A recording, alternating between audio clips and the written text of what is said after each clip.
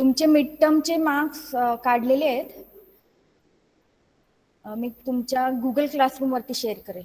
Okay, और if you want I can directly send a email. जर तुम्हाला वाटत असेल की शेअर नको सगळ्यांसोबत, तर इंडिव्हिज्युअल ऑटोमॅटिक ईमेल जनरेट होतो, तो वाटलंच तर मी शेअर करेल. Second, today we are going to do. Okay, group वरती टाकलं तर चालेल का सगळ्यांचे मार्क्स, का ईमेल पाहिजे? यस मॅम, मेलला कळवा मॅम. ग्रुपमध्ये टाकते. तुमचेच बघा, दुसऱ्यांचे बघून काय करायचं आपल्याला. आपापले मार्क्स बघा. Will start watermelon. Okay, so these are cucurbits, family cucurbitaceae. We are going to study watermelon, muskmelon and cucumber. तुमच्या सिलेबस मध्ये जे 3 cucurbits आहेत ते. Botanical name citrullus lanatus. We all know watermelon summer season crop असतं, उन्हाळ्यात येतं. Sweet red colour flesh, delicious, lot of water content, almost 90% water त्याच्यामध्ये असतं. Which is the colour compound which is present in watermelon? Red colour वॉटरमेलनचा कुठल्या compound मुळे आहे?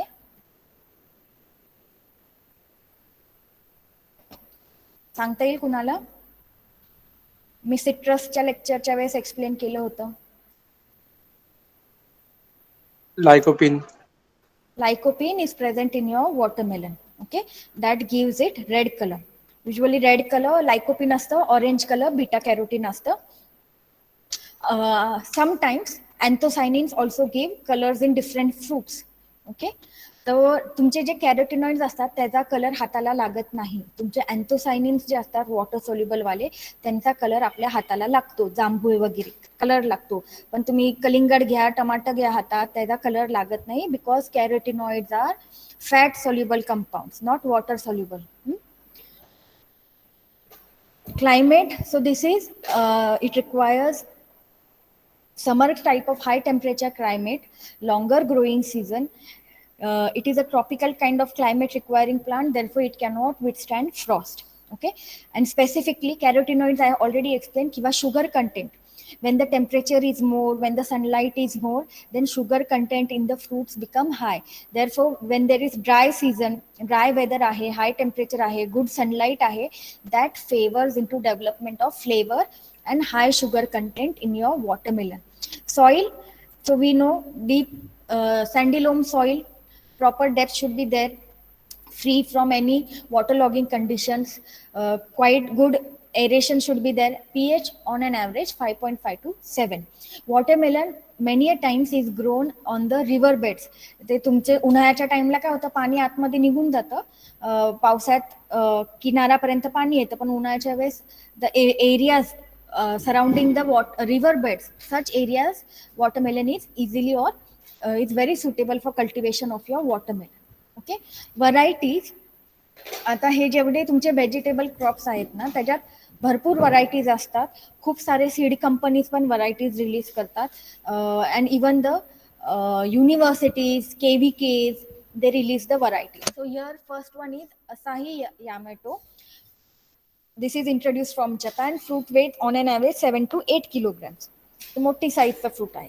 Then comes your sugar baby. इथं जर बघितलं, हे छोट्या साईजचं sugar baby. Okay, wait is 2 to 3 kilograms. This is introduce from USA. आता USA मध्ये कसे असतात, स्मॉल फॅमिलीज असतात. So they don't want very large watermelons. मग ते परत कापा, फ्रीजमध्ये ठेवा. त्याच्यापेक्षा they prefer small size watermelon. One time you can consume them. Okay, then you have Arkamanic. In this case, in watermelons, if you have seen in market, watermelons are elongated also and watermelons are round in shape also. गोल पण असतात, elongated असतात, striped असतात किंवा पूर्ण dark green कलरचे असतात. तर वेगवेगळे तुमचे त्याच्यात कॅरेक्टर दिसून येतात. तो Arkamanic is round to oval in shape. Arka Jyoti, this are light green with dark green stripes. हे जे तुमचे आहेत हे लाईट ग्रीन आणि dark green striped watermelon. So Arka Jyoti is like that, a striped watermelon. This is also larger variety, 7 to 8 kilograms, and considered to be very sweet. TSS around 13%. Sweet variety. Then Pusa Bedana, seedless variety, developed at IARI, Pusa. So IARI has developed this seedless variety, Pusa Bedana. Then you have Durgapur Mita, Pusa Rasa, Durgapur Kesar. So different varieties have been released. Here you can see company वरती पण व्हरायटीजची नावं change होतात, country to country पण varieties differ होतात. So you have crimson sweet which is very large. Then you have sugar baby, dark bell, starlight, mini love. So small varieties also have good market, कारण का small families easily ते घेऊन एका टाइमला खाऊ शकतात. हे जपान वगैरे मध्ये they even try to shape the watermelon, square shape, heart shape. So this is something new feature. And मी खूप वेळा मुलांना सांगते, जर तुमच्या शेतामध्ये तुमच्याकडे वॉटरमेलन असेल तर you can try to grow such shape, different shape of watermelon. Specifically example, this is a marketing strategy. Goal watermelon सगळेच घेतात, स्क्वेअर वॉटरमेलन काहीतरी युनिक आयडिया आहे. So you can fetch more price for that. Heart shape, हे तुमचं जर early variety वॉटरमेलनची असेल आणि if you bring this heart shape watermelon at the time of Valentine's day वगैरे, तर हे मार्केटमध्ये ह्याला खूप सारी व्हॅल्यू तुम्ही घेऊ शकता. तर try to innovate things. So here this is a research which is done where I used to do a PhD. One of my mentors, she was working on the markers, okay, and single nucleotide polymorphism. हे तुम्हाला बायोटेक्नॉलॉजीमध्ये जास्त माहिती असेल किंवा तुम्हाला पुढे मागे येईलच. तर त्याच्यामध्ये single nucleotide morphism means what? In this, one nucleotide, so you know DNA, RNA, they are made up of nucleotides. So what they found is, if there is polymorphism even in one nucleotide, हे तुम्ही त्याला मग single nucleotide markers generate करू शकता. So if you are having polymorphism म्हणजे काय, एकाच तुमच्या त्या स्पॉटवरती, त्या डीएनएच्या त्या स्पॉटवरती एकाच तिकडे you can have T, you can have G, और you can have both T and G. So this become polymorphism nucleotides. Okay. In that case, example, if there is a T, that watermelon will be yellow in color. If there is a G, that watermelon will be red in colour. आणि T G असेल तर जे dominant असेल yellow colour किंवा red जो पण असेल तो तुमचा कलर त्याच्यामध्ये डिस्प्ले होणार. Also other place they found that हे येलो कलरचं जे वॉटरमेलन आहे, it has leaves which has mosaic type of pattern. Okay. Why this is important? Because in this case हे ब्रीडिंग टेक्निक किंवा हे सिंगल न्यूक्लियोटाइड मार्कर्स किंवा जे पण तुमचे मार्कर्स असतात, DNA markers, why it is important? Because when the seedling grows, if you take the leaf of the seedling and if you analyze its genome and if you find that this marker is there, so without waiting for that plant to flower, you can tell this is going to be a yellow color watermelon or red color watermelon. हे कधी येतात? तुम्ही जेव्हा ब्रीडिंगचे programs करतात, तुम्ही multiple crosses घेतात, त्याच्यातून F1 F2 generation खूप सारे आहेत.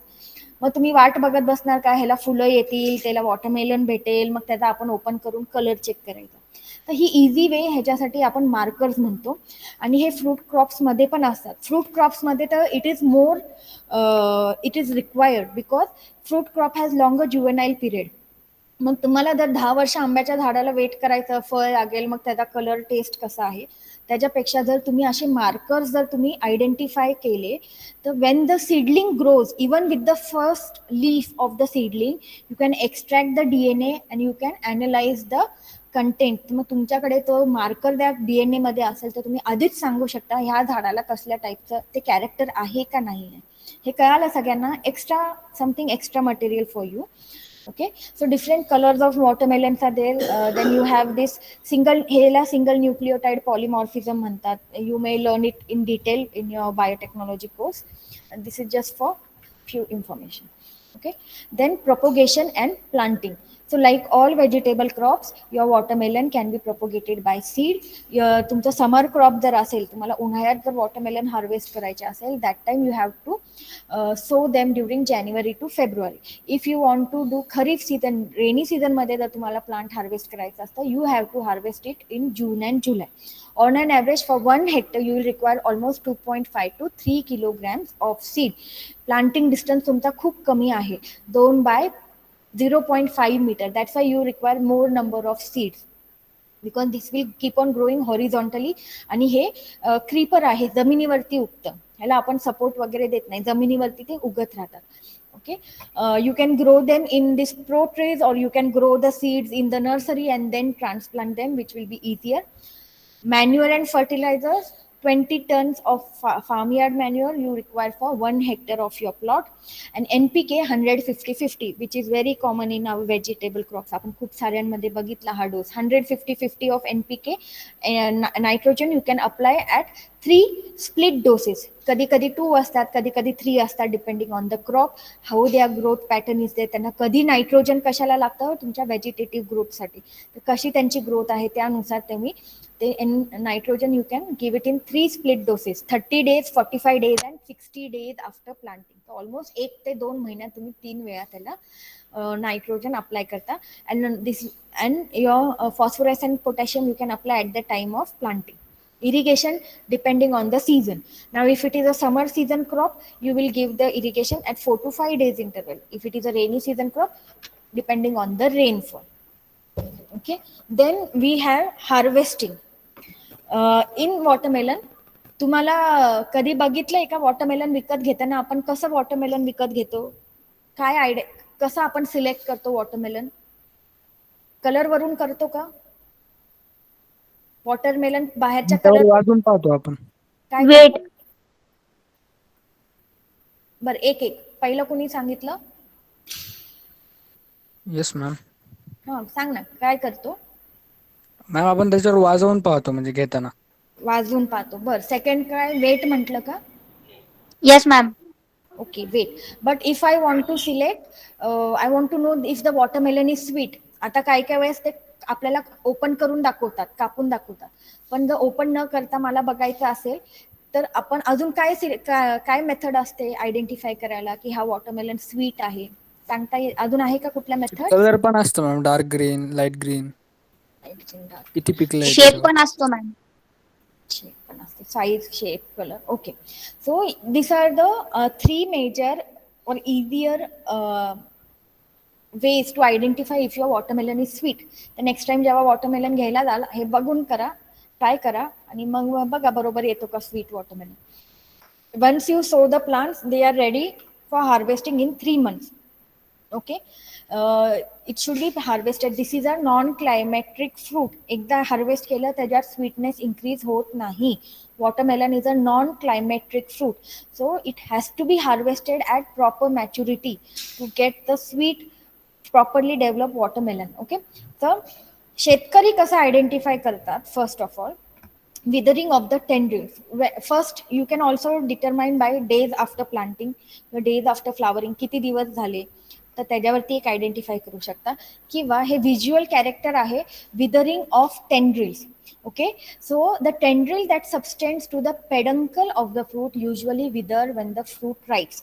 Peduncle means what? The small part or the small stem which connects the fruit to the main plant, that becomes your peduncle. Okay, त्या पेडंकलच्या शेजारी जे तुमचं टेंड्रिल आहे, जे सपोर्टसाठी जे ते रिबन लाईक मटेरियल ग्रो होतं, tendrils, that tendril which is tending, त्या टेंड्रिलचं काम काय? ह्या वॉटरमेलनला प्रॉपर सपोर्ट किंवा जे आहे ते, this tendril is focusing on one melon. The tendril which subtends to the watermelon will start drying, withering. हे ड्राय होतं, याचा अर्थ this watermelon is ready for harvest. Okay, second one is thumping. तुम्ही जे म्हटलं आवाज करून बघतो. Okay, when the watermelon is fully ripe, if you thump it, जर तुम्ही त्याला काय म्हणणार, वाजवलं, ठोके दिले, तर थंप जर तुम्ही त्याला गेलं, इट विल गिव्ह डल और dead sound. Dead or dull sound will be given. And whereas if you are giving that means that the watermelon is ripe. Okay, the dull dead sound येत असेल म्हणजे जास्त जोरात नाही आवाज येणार, तर that means it is a ripened fruit. And if it gives metallic or ringing sound, तर ते तुमचं म्हणजे that melon is immature. Okay, तर हे थम्पिंगचं नेक्स्ट टाइम करून बघायचं, आणि जरी केलं नाही तरी त्या वॉटरमेलन वाल्याला वाटेल की अच्छा ह्याला कळतं कसं वॉटरमेलन सिलेक्ट करायचं. Okay, another easier way is to see the colour of the ground spot. Ground spot means what? Where the watermelon is coming in contact with the ground. आता this is a creeper, correct. हे climber नाहीये, creeper आहे, जमिनीवरती वाढतं. तर whatever is the melons are there, here you can see they will be touching the ground. Wherever they touch the ground, that is known as your ground spot. And that ground spot, when the fruit starts ripening, it will uh, it will start changing color towards yellow. When the fruit is still green unripe असेल तेव्हा ते एकदम whitish असतं. As it start to ripe, it starts becoming light yellow, dark yellow. तर हे तर तुम्ही picture बघितलं. First one is okay quality, good quality, it is still having light pale yellow. Middle one is better quality कारण का ह्याच्यात yellow properly दिसून येतोय. आणि थर्ड वन चांगला येल्लो कलर डेव्हलप झालेला आहे म्हणजे this watermelon is harvested at proper right stage from the vine. So this will be very sweet. Okay. So this are the easier indicators. खूप वेळा आता तुम्हाला थेरीला नाही विचारत, पण तुम्हाला हे खूप वेळा हार्वेस्टिंग इंडेक्सेस विचारले जातात किंवा आम्हाला हॉर्टिकल्चरमध्ये हे प्रॅक्टिकलला घेतलं जातं. How to identify if the fruit or vegetable is ready for harvest. Okay. So this is the harvesting index. Then yield wise, on an average the yield will be 40 to 50 ton per hectare. So this was your watermelons. Here you can see there are lot of different cucurbits and lot of different watermelons. तुमचं watermelon आहे, तुमचं कॅन्टोलोप आहे, हनी due ज्याला आतमध्ये green flesh असतं त्याला आपण Musk melon खूप वेळा म्हणतो. मस्क मेलन्स मध्ये हे वेगवेगळे प्रकार आहेत. हनी ड्यूला वरतून जी स्किन असते ती एकदम स्मूथ असते, त्याला रेषा रेषा नसतात, नेटिंग नसतं. Canary melon also doesn't have netting. So cantaloupe is also a type of muskmelon. Muskmelonच्या अंडर येते. All cantaloupes are muskmelons, but all muskmelons are not cantaloupes. म्हणजे मस्कमेलन ही वरची कॅटेगरी आहे, त्याच्या अंडर हे हनीड्यू, कॅन्टलोप किंवा वेगवेगळे टाईपचे डिफरंट मेलन्स येतात. ओके. हे चारेन्शिया वगैरे जे आहेत. Okay. So now will start cultivation of your muskmelon. Cucumis melo family is Cucurbitaceae. This is a climatic fruit crop. हे लक्षात ठेवा. Watermelon is non climacteric, muskmelon is climacteric. हे घरी तुम्ही आणलं तर हळूहळू राईप व्हायला लागतं. ओव्हर राईप व्हायला लागलं की त्याचा वास यायला लागतो. Okay. And if it is over ripe it starts decaying, वरती फंगल ग्रोथ येते, मग त्याचा ऑफ फ्लेवर ऑफ ऑर्डर यायला लागतो. The skin starts degenerating. तुटून हात लावला तरी ते स्किन दबली जाते. That is over mature muskmelon. Okay. So it is important crop cultivated in India as a dessert fruit at the end of the meal, or it can also be eaten alone. Okay. खूप वेळ आहे. आता आपल्या इथं सॅलड्सची एवढी concept नाहीये, पण बाहेरच्या देशामध्ये गेला तर वॉटरमेलन, मस्कमेलन, स्पेसिफिकली मस्कमेलन सॅलड्समध्ये, फ्रूट सॅलड्समध्ये बुफे जो असतो त्याच्यात हे मस्कमेलन खूप वेळा ठेवलं जातं कारण का फ्लेश इज फर्म, इझिली ते लवकर खराब होत नाही. वॉटरमेलनचं कसं होतं, पाणी सुटायला लागतं, तर तशातला हा प्रकार नाही. Here again you can see muskmelon also can be shaped into different shape, square shape. तर तुम्ही ह्याच्यात पण ट्राय करू शकता.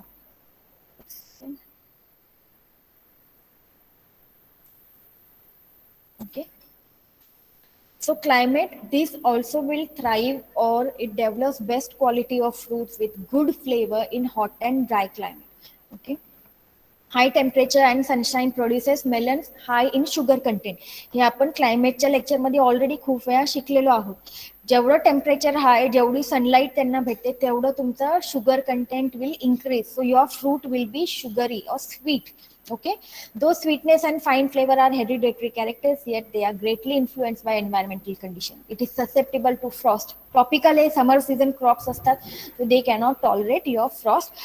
On an average, 20 to 25 degrees Celsius temperature is good for cultivation of your muskmelon. आता मला सांगा, carotenoids, above which temperature carotenoid production is affected किंवा stopped? वॉटरमेलन मध्ये आपण ते बघितलं नाही, पण हे आपण आधी शिकलेलो आहे की जर त्या डिग्री सेल्सिअसच्या वरती जर असेल टेम्परेचर तेव्हा कॅरोटिनॉइडचं प्रोडक्शन हे कमी होतं. आठवतंय का किंवा अंदाजे किती टेम्परेचर वरती गेलं तर कॅरोटिनॉइडचं हळूहळू प्रोडक्शन डिक्रीज होतं? Ma'am, about 28 to 30 degrees Celsius.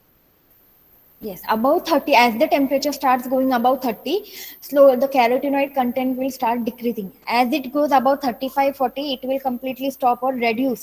आणि कधी कधी खूप हायर टेम्परेचर मध्ये कॅरोटिनॉइड्स ऑल्सो गेट डिजनरेटेड, म्हणजे डेव्हलप झाले असेल ते पण तुमचे निघून जाणार. Okay, so muskmelon it is not applicable to that, but watermelon, so वॉटरमेलनचे जेव्हा रेड कलर डेव्हलपमेंट आहे आतमधला त्याला हे टेम्परेचर लागू पडतं. Soil, sandy loam soil are best along the river bed. Okay, optimum pH 6 to 7. Variety अर्का राजहंस, हरा मधु, कुसा सरबती, दुर्गापूर मधु, मधु जिथे असेल मधु तर ते तुमचं मस्क मेलन आहे. पंजाब सुनेरी, पुसा मधुरस. Okay, so these are different varieties of your musk melon. You can propagate them again by seed, 1.5 to 2 kilograms of seed per hectare.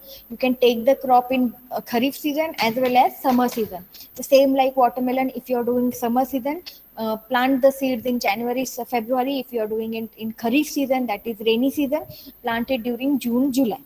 Okay.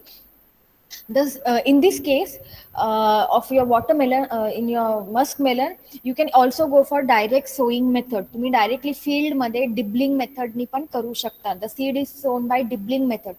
Dibblers असतात, तुम्हाला exercise नाही येतो, पण dibbler is a instrument which is used to make holes in the soil.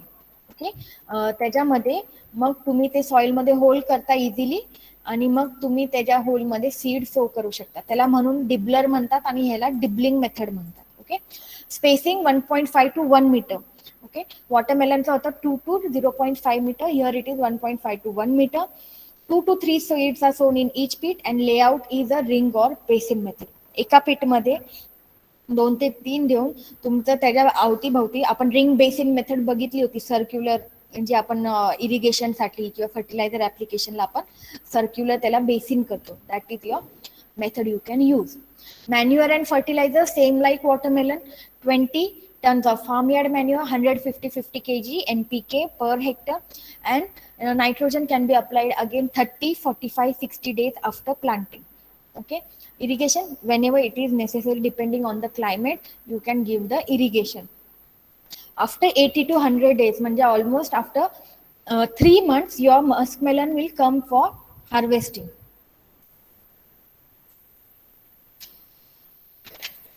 Okay, it is generally judged by the change in external color of the fruit, softening of the rind. Cracks will develop around the peduncle where the stem is connected to the fruit. And in musk melon, when the fruits are in slip stage, full slip stage, which will be easily detachable from the vine, that is known as your full slip stage. On an average yield is 20 to 25 ton. Now we'll study what is this slip stage. Cracks ह्याच्या अवतीभवती, तुमच्या ज्या पेडंकलच्या अवतीभवती cracks थोडे छोटे दिसायला येतात, किंवा त्या फ्रूटचा कलर चेंज व्हायला लागतो, येलोइश व्हायला लागतो, fruit become softer because this is a climacteric fruit. तो here you can see, photograph चांगला नाही भेटला पण तरी this is the slip stage. Okay, first is your full size melon, no slip, म्हणजे तुम्ही जर त्या मेलनला थोडं हाताने पुल जरी केलं तरी तो मेलन त्या वाईन पासून सेपरेट होणार नाही. So this is no slip stage. Pull fruit means you have to forcefully pull the fruit from the vine. So this is full size step, तर ह्याला हार्वेस्ट नाही करायचं. Second is slip just starting near 1/4 slip.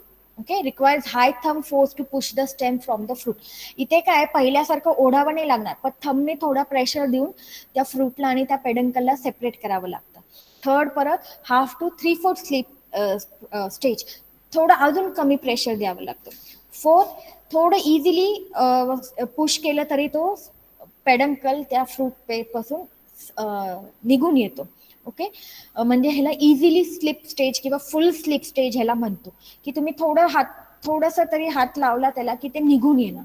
आणि 5वी जी आहे ते already नेचरमध्ये ते stem separate झालेलं आहे, म्हणजे तुमचं लक्ष नसेल तुमच्या ऑर्चर्डमध्ये, आदल्या दिवशी ते स्टेप ऑटोमॅटिक तो फ्रूट सेपरेट झाला. तो slip occurred the day prior, very dry stem end, हा स्टेम पण तुमचा ड्राय होत आला, and the melon may be soft. मग हे काय झालं, over mature, over ripe in the field itself. तो व्हेरी सॉफ्ट मेलन. मग हे तुम्ही लोकल मार्केटमध्ये लगेच विकायचं, डिस्टंट मार्केटला असले मेलन्स तुम्ही पाठवू शकत नाही. Okay, this is musk melon. Then third cucurbitacea crop we have is our cucumber. Botanical name Cucumis sativus, family is Cucurbitaceae. Again, origin is in India. ह्याला खीरा पण म्हणतात. Again, this is a warm season crop. Requires warm and humid climate, temperature around 25 to 35 degrees Celsius. Since it is a warm time climate condition required, so sensitive to frost, pH 5.5 to 6.8, sandy to sandy loam soil. हे तुम्हाला आता तोंडपाठच असेल, sandy to sandy loam soil. अजून add करायचं असेल तर well drain soil, good तुमचं परत having rich in organic matter, such points you can always write. ह्याच्यात मला फोटोज टाकता नाही आले, but this are some of the varieties of your cucumber. Himangi, cross between Poinsett and Kalyanpur, developed at MPKV Rahuri. It requires almost 100 to 110 days. तुमचं 3 ते 4 महिन्याच्या आतमध्ये हा प्लांट तुमचा रेडी होतो. 12 to 15 सेंटीमीटर लॉंग असतं. yield wise 158 quintals means 1 quintal is 100 per hectare yield can be obtained. Then Phule Shubhangi, फुलेच आहे म्हणजे MPKV Rahuri develop this variety. Green skin colour, तर तुमच्या क्युकुंबर मध्ये green skin in and you have your white skin और yellow skin. White skin आपण ज्याला म्हणतो. तर Phule Shubhangi is green skin colour. It is tolerant to powdery mildew. Phule Prachi, it performs well under both open field and greenhouse conditions. You can some of these vegetable crops, example तुमचं capsicum असेल, tomato असेल किंवा हाय end crops जे असतात, तुम्ही त्याला green house मध्ये पण ग्रो करू शकता. हाय व्हॅल्यू क्रॉप्स जे असतात. So Phule Prachi is suitable for greenhouse condition also. So this is uniqueness of this variety. Field मध्ये पण घ्या किंवा ग्रीन हाऊस कंडिशन मध्ये घ्या. Fruit skin colour is yellowish white and it is preferred by the consumers of Maharashtra. Phule Prachi ही common महाराष्ट्रातली variety आहे. Phule Champa, open field as well as greenhouse condition, 378 quintals of yield per hectare. So high yielding crop आहे. Fruits are light green in color, straight and longer. तुमचं जे length आहे ती थोडी longer आहे and it is also suitable all over the country. तुम्ही इंडियामध्ये कुठेही इथे ग्रो करू शकता. Now Konkan Krishi Vidyapeeth Dapoli has developed Shital variety. Now this is suitable for both seasons, Kharif and summer. Okay, so that means it will also do well in high rainfall areas. तो कोकणातली variety आहे जिथे high rainfall असते. So this is suitable for your Konkan region when high rainfall is there. Poinsett, it is an American variety resistant to downy mildew, powdery mildew. Then Pusa Sayog, Panth Khira. Khira असेल तर मी मगाशीच म्हटलं ह्याला आपण खीरा पण म्हणतो. तर that means your cucumber varieties. Okay. Now propagation and seed rate 1 to 1.5 kilograms of seed. Kharif असेल तर जून जुलै, समर असेल तर जानेवारी फेब्रुवारी. कुकुरबिटचं सेम sowing time आहे. Okay, here also you can do it by dibbling methods. 2 to 3 seeds are dibbled in each pit. Again, spacing is reduced here 1 to 0.5 meter. दोन्ही तुमच्या muskmelon आणि watermelon पेक्षा ह्याच्यात स्पेसिंग अजून कमी होऊन जाते. Manures and fertilisers same 20 tons per hectare of farmyard manure, 150 kilograms of NPK. You give nitrogen in this case in 2 split doses, half nitrogen at 30 days after 30 days and remaining nitrogen after 45 days. Okay, Voice is not there. irrigation required in summer month. Mute करा, कोण आहे unmute? Mute yourself. Okay,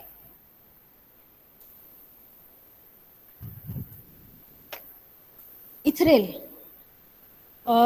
क्युकुरबिट्स मध्ये हा problem आहे. Sex expression in cucurbits. तर usually पहिले जे flowers येतात ते सगळे मेल फ्लावर्स असतात.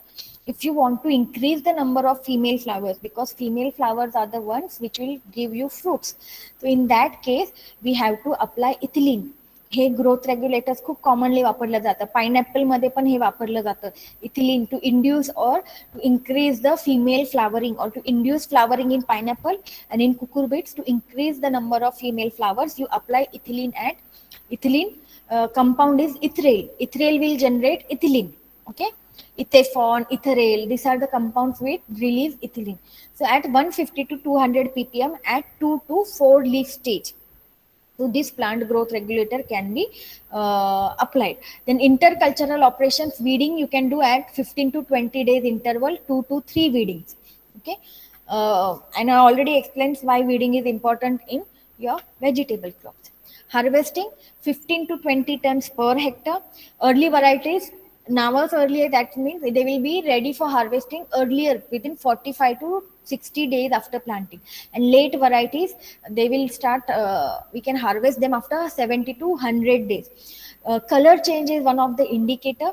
Color change from dark green to light green. Then tendrils of tender fruits picking at 2 to 4 days interval depending on the weather condition. ह्याच्यामध्ये पण आपण क्युकुंबर मध्ये we harvest the fruit at horticultural maturity. झाडावरती पिकलेले fruits आपण कधीच घेत नाही. आतमध्ये सीड्स कसे पाहिजे, सॉफ्ट पाहिजे. Okay, pest, aphid, thrips, fruit fly. So usually we apply malathion 2 ml per liter. Bait traps वगैरे पण तुम्ही करू शकता ह्याच्यामध्ये. स्टिकी स्ट्रॅप्स ते तुम्ही ह्याच्यात वापरू शकता. Diseases both downy mildew and powdery mildew, you can use Cycocel और you can use dinocap. Okay, so this was your cucurbits. Now हे खूप वेळा तुम्हाला थेरी जर तुमचं रिटर्न एक्झाम असली असती तर हे खूप वेळा शॉर्ट नोट येतात. Sex expression in cucurbits, how to change. Okay, so here you can see the first one is your female flower in cucurbits, second one is your male flower, and third one is your hermaphrodite flower. Okay, female flower मध्ये ovary distinct well developed ovary आहे. Male flower मध्ये ovary नाहीये. आणि hermaphrodite flower मध्ये both ovary as well as pollens are well develop, viable pollens are there. So this makes the cucurbits monoecious plant because both male and female flowers are separate on the same plant. So this is a monoecious plant. Female flowers are usually less in number. First स्टार्टिंगला सगळे male flowers येतात, मग नंतर तुमचे female flowers येतात. So male फ्लावरची quantity ही जास्त असते. And we are interested in female flowers, so that's why you can use ethylene at 2 to 4 leaf stage. If you spray, the female flower number will increase in your cucurbits. Okay, maleness is due to high temperature, high nitrogen. Means what? Even if the variety मध्ये जर genetic त्याचं character असेल की female flower जास्त असतील, still the climatic condition will affect the flowering in cucurbits. High temperature असेल तर male flowers वाढणार, हाय नायट्रोजन असेल तरी मेल फ्लावर्स वाढणार. So that's why you can use this plant growth regulator. Gibberellic acid आहे, Ethrel आहे at 2 to 4 leaf stage. Gibberellic acid 10 to 15 ppm, Ithrel 150 to 200 ppm. So when you apply it, when the plant has 2 or 4 leaves, that will increase the number of female flowers in your cucurbits. तरी हे पण लक्षात ठेवा, problem असतो cucurbits मध्ये. Okay, so here also below you can see this is the male flowers, middle one is the female flowers, and extreme right are your hermaphrodite flowers. Okay, growth regulator spray तेच आहे. जिबर्लिक acid आपण वापरतो 2 leaf stage, 4 leaf stage. Decrease the number of male flower, increase the number of female flowers. Okay, so these were your cucurbit crops. We will quickly try to finish our exercises also. हे खूप सोपे आहेत, हे आपण खूप वेळा शिकलेलो पण आहोत, पण आपल्याला प्रॅक्टिकल तुमचं कव्हर करायचं आहे. आणि जर तुम्ही हे एक्सरसाइज स्वतः जरी वाचले तरी ते इझिली सेल्फ एक्सप्लेनेटरी आहेत. Still I will explain you with help of the figures in this case. Okay, now first one is the preparation of seed beds or nursery beds. I already explained you why you should use seed beds or nursery beds, because कमी जागेत तुम्ही त्या झाडांवरती जास्त लक्ष देऊ शकता, त्यांना प्रॉपर न्यूट्रिएंट्स देऊ शकता, प्रॉपर इरिगेशन देऊ शकता. when the seedling stage la the plants are very susceptible, they are not having that much well developed root system.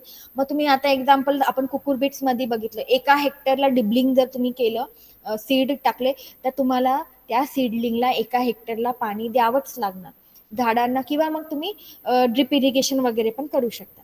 Otherwise if you are doing ridges and furrows irrigation, you are wasting your resources. Okay, that's why usually most of the vegetables, seasonal vegetables as well as flower crops, they are usually grown in nursery beds or seed beds, and then they are transplanted to get good results. Okay, hello. नाही. Site selection. This is, we also did this site selection for orchards, correct? There should be proper sunlight, irrigation should be nearby, कारण का नर्सरीमध्ये तुम्हाला पाणी द्यायचं आहे, good quality of water should be there, the area should be, you have to do fencing to protect the area from pet and wild animals. जाऊन नाही तर सगळी झाडं खातात. आता नर्सरीमध्ये कोकणात, मी कोकण कृषी विद्यापीठमध्ये होते, तिथे वाईल्ड ॲनिमल्स जे सगळ्यात जास्त नर्सरीमध्ये किंवा सोईंग केल्यानंतर जे सगळ्यात जास्त त्रास देतात तर ते आहे पिकॉक, मोर. मुलं रावेमध्ये हे तुमचे वॉटरमेलन्स वगैरे जे होते ते मुलं एक आदल्या दिवशी सो करून जायचे, सकाळी आलं तर ते पिकॉकनी ते जमिनीमधले ते सीड्स शोधून शोधून खाल्लेले असतात. 3-4 वेळा प्लांटिंग करून पण मुलांचे वॉटरमेलन काही शेवटला आले नाही. तर हे, this is another good example. Instead of doing that, do it in a nursery. म्हणजे त्यांनी शेवटला जाळी लावली तरी पण वरतून उडी मारून फ्लाय करून ते पिकॉक आतमध्ये जाणार आणि ते सीड्स ते खाऊन टाकायचे. Another reason for you to grow the seeds in nursery. मग नर्सरीमध्ये काय असतं, तुम्हाला फेन्सिंग असतं किंवा तुम्ही शेडनेट टाकलेलं असतं, तुम्ही त्याला कुलूप लावून ठेवू शकता. त्यामुळे तुम्ही हे बाकीचे wild animals, pets, you can protect the area. Okay, for healthy seedlings, seed bed and soil must be free from pathogen and pest. Obviously, in fruits, in vegetable, in flower crops, आपण नर्सरीमध्ये आपण नेहमी बघतो की the soil should be free from pest and disease. The planting material which you are using should be free from pest and diseases. तुमची locality तुमची free असली पाहिजे, नाही तर तुमच्या शेतात नाही पण शेजारच्या शेतातून तुमच्या शेतात ते येऊ शकतात. Okay, so selection of soil. The soil selected should be well drained, free from waterlogging. Sandy loam soils rich in organic matter are suitable. The pH of the soil should be 6 to 7. हे आपण खूप वेळा हेच आपण लिहितो किंवा हे सगळ्यात कॉमन आहे. 5.5 to 6.57 is the usual pH range. Sandy loamy soils are always good. Soil should be rich in organic matter. परत त्याच्यात well drained असलं पाहिजे, free from waterlogging. कुठल्याही झाडांना हे लागू पडतं. Soil preparation. The soil should be prepared thoroughly by ploughing, harrowing and disking. प्लविंग आपल्याला माहिती आहे, हॅरोईंग माहिती आहे. डिस्किंग म्हणजे हे असे डिस्क शेप तुमचे तुम्ही ट्रॅक्टर्सला लावून, प्लविंग आणि हॅरोईंग मध्ये काय होतं, तुमची डीप पर्यंत ते सॉइल वरती येतं पण ते ढेकळे असतात किंवा the clods of the soil are not broken. So if you do this discing, जे ढेकळे आहेत मातीची ते तुमची इझिली ब्रेक होऊन जातात. Then after that we always apply farmyard manure in the soil किंवा पिट्स असतील जे पण आहे. आता हे नर्सरीचं चालू आहे तर तुम्ही त्याच्यामध्ये फार्मयार्ड मॅन्युअर टाकायचं प्लस सिंगल सुपर फॉस्फेट टाकून you will prepare the soil for the nursery bed. Always again you can treat the soil with fungicides. तुम्ही त्या बेडला कॅप्टन, थायरम, कॅप्टाफॉल, फोल्टॅप हे फंगीसाइड्सनी 0.2% सोल्युशननी तुम्ही त्या सॉइलमध्ये ते अप्लाय करू शकता. कधी कधी ग्रीन हाऊसेसमध्ये स्टीमनी पण स्टेरिलाइज केलं जातं. Even the pots, green house मधले जे पॉट्स असतात ते स्टेरिलाइज केले जातात. Even you can use 1% formalin solution. Now in nursery, so this is how the pre-treatment, soil treatment, field arrangement वगैरह etc. Now how to prepare the nursery beds. 2 different types of nursery beds can be used, raised bed and flat bed. So raised bed, here you can see, raised bed म्हणजे काय, ज्याची height वरती असते. Okay, हे तुमचे raised beds आहेत. जमिनीची level खाली असते, तुम्ही माती टाकून त्याची उंची वाढवता. तर ह्याच्यामध्ये बेनिफिट्स असतात because water will not directly come in contact with your roots और even water logging will not occur, proper aeration will be there, proper drainage will be there. So lot of benefits are there because of this raised beds. Irrigation channels वेगळे असतात, erosion नाही होणार तुमचं. So let's see, raised beds of the size 3 meter by 1 meter by 0.5 meter. हे आपण खूप वेळा शिकलो. मागच्या वेळेस 5 मीटर होतं, कधी कधी 4 मीटर होतं. पण खूप कॉमन जर तुम्हाला कधी विचारलं what are the dimensions of your nursery bed, then the dimensions are 3 meter by 1 meter by 0.15 meter. Okay, हे ऑब्जेक्टिव्हला किंवा मी हे प्रॅक्टिकलला एक्झामला विचारू शकते. हे तुमचे बाहेरचे जे एक्सटर्नल एक्झामिनर येतात ते नेहमी विचारतात डायमेन्शन काय बाबा तुमच्या रेस्ड बेडची. तर डायमेन्शन मीन्स वॉट, आता this is a field but नर्सरीमध्ये आपण एवढी लांब लाईन नाही करत. Example here you can see raised bed नाही, हे वेगळं आपण म्हणू शकतो, वुडन प्लॅटफॉर्मनी बनवलेलं रेस्ड बेड आहे. But will take this as a example. So the length should be 3 metre, जी लांबी आहे ती 3 मीटर, जी रुंदी आहे that should be 1 metre and the height should be 0.15 metre. So that is the dimension of your raised bed. Okay. Then this provides proper drainage, good aeration. It will avoid damping of seedlings. Damping of आपण कुठल्या एका fruit crop मध्ये हे बघितलेला होता disease. Damping of means what, हे तुमचा जो कॉलर रिजन असतो तिकडे तुमचं ते तिकडून तुमचा ते प्लांट डायबॅक होतो, फॉल होतं, ते टिश्यूज तुमचे डिस्ट्रॉय होतात डॅम्पिंग ऑफ मध्ये आणि ते झाड गळून पडतं किंवा मरून पडतं नर्सरी स्टेजला. Okay. So if you are using this raised beds, in that case water logging doesn't occur. Okay. तुमचं हे वॉटर लॉगिंग होत नाही, त्यामुळे हे water logging leads to your damping off. Easily you can, the plant will get that problem. तर त्यावेळेस तुम्ही मग ते रेस्ड बेड्स वापरू शकता. They are all suitable for tomato, chili, brinjal, cabbage, cauliflower, aster, marigold. So a lot of crops can be grown by these raised beds. Advantages: judicious use of small and costly seeds, easy controlling designated seed-borne diseases, easy controlling of seed-borne diseases, insect pests in the initial growth period, easy for intensive care like frequent irrigation, weeding, protection against inclement weather, etc. हे आपण बघितलेलं आहे. छोट्या जागेत तुम्ही seeds, जे खूप महाग सीड्स आहेत, तुम्ही त्याला प्रॉपर केअर घेऊ शकता, त्याचे डिझिजेस कंट्रोल करू शकता, त्याचे पेस्ट मॉनिटर करू शकता, प्रॉपर इरिगेशन देऊ शकता. विडिंग खूप जास्त होत असेल तर काय 3x1 मीटरच्या प्लॉटला तुम्हाला विडिंग करायचंय ॲज कम्पेअर टू 1 हेक्टर और 1 acre. Okay, so these are the advantages. Disadvantages: cost of preparation is comparatively high to flat nursery bed. कारण का इथं तुम्हाला एक माणूस लावावा लागणार त्याची रुंदी, उंची वगैरे मोजून, तसं ते रेस्ड बेड बनवण्यासाठी. Okay. Then second type of nursery bed is your flat nursery bed. It is preferred in the areas where rainfall is not so heavy. Why? You will understand once you see this flat bed. Flat bed म्हणजे काय, तुम्ही जमिनीच्या लेवलला असतं, फक्त त्याच्या अवतीभोवताली. Example इथे जर तुम्ही बघितलं, this is one, consider this as a flat bed. जमिनीच्या लेवलला आहे, फक्त त्याला तुम्ही बाजूनी बॉर्डर देता, रिजेस देता. ओके. मग जिथं तुमची रेनफॉल जास्त नाही तिकडे तुम्ही वापरू शकता. हेवी रेनफॉलच्या एरियात काय होणार, वॉटर विल गेट अक्युमुलेटेड. आता हे राईसचं क्रॉप आहे, ह्याला पाण्याची गरज आहे म्हणून हे असं करतात. पण आपल्या व्हेजिटेबल क्रॉप्समध्ये वगैरे नर्सरीमध्ये जर खूप हेवी रेनफॉल झाली आणि if the water starts accumulating, then diseases and the plant will die. So usually flat bed is recommended in the areas where rainfall is not heavy.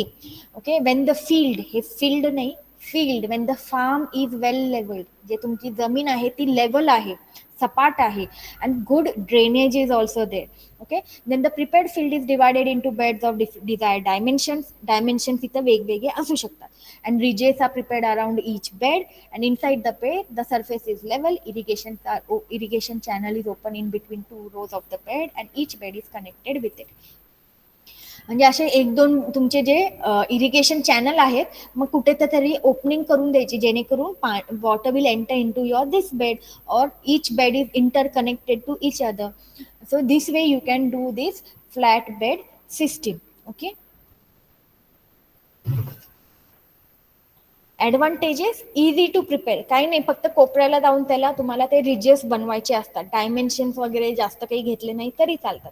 तो comparatively the cost of preparation is less as compared to the raised bed. Okay.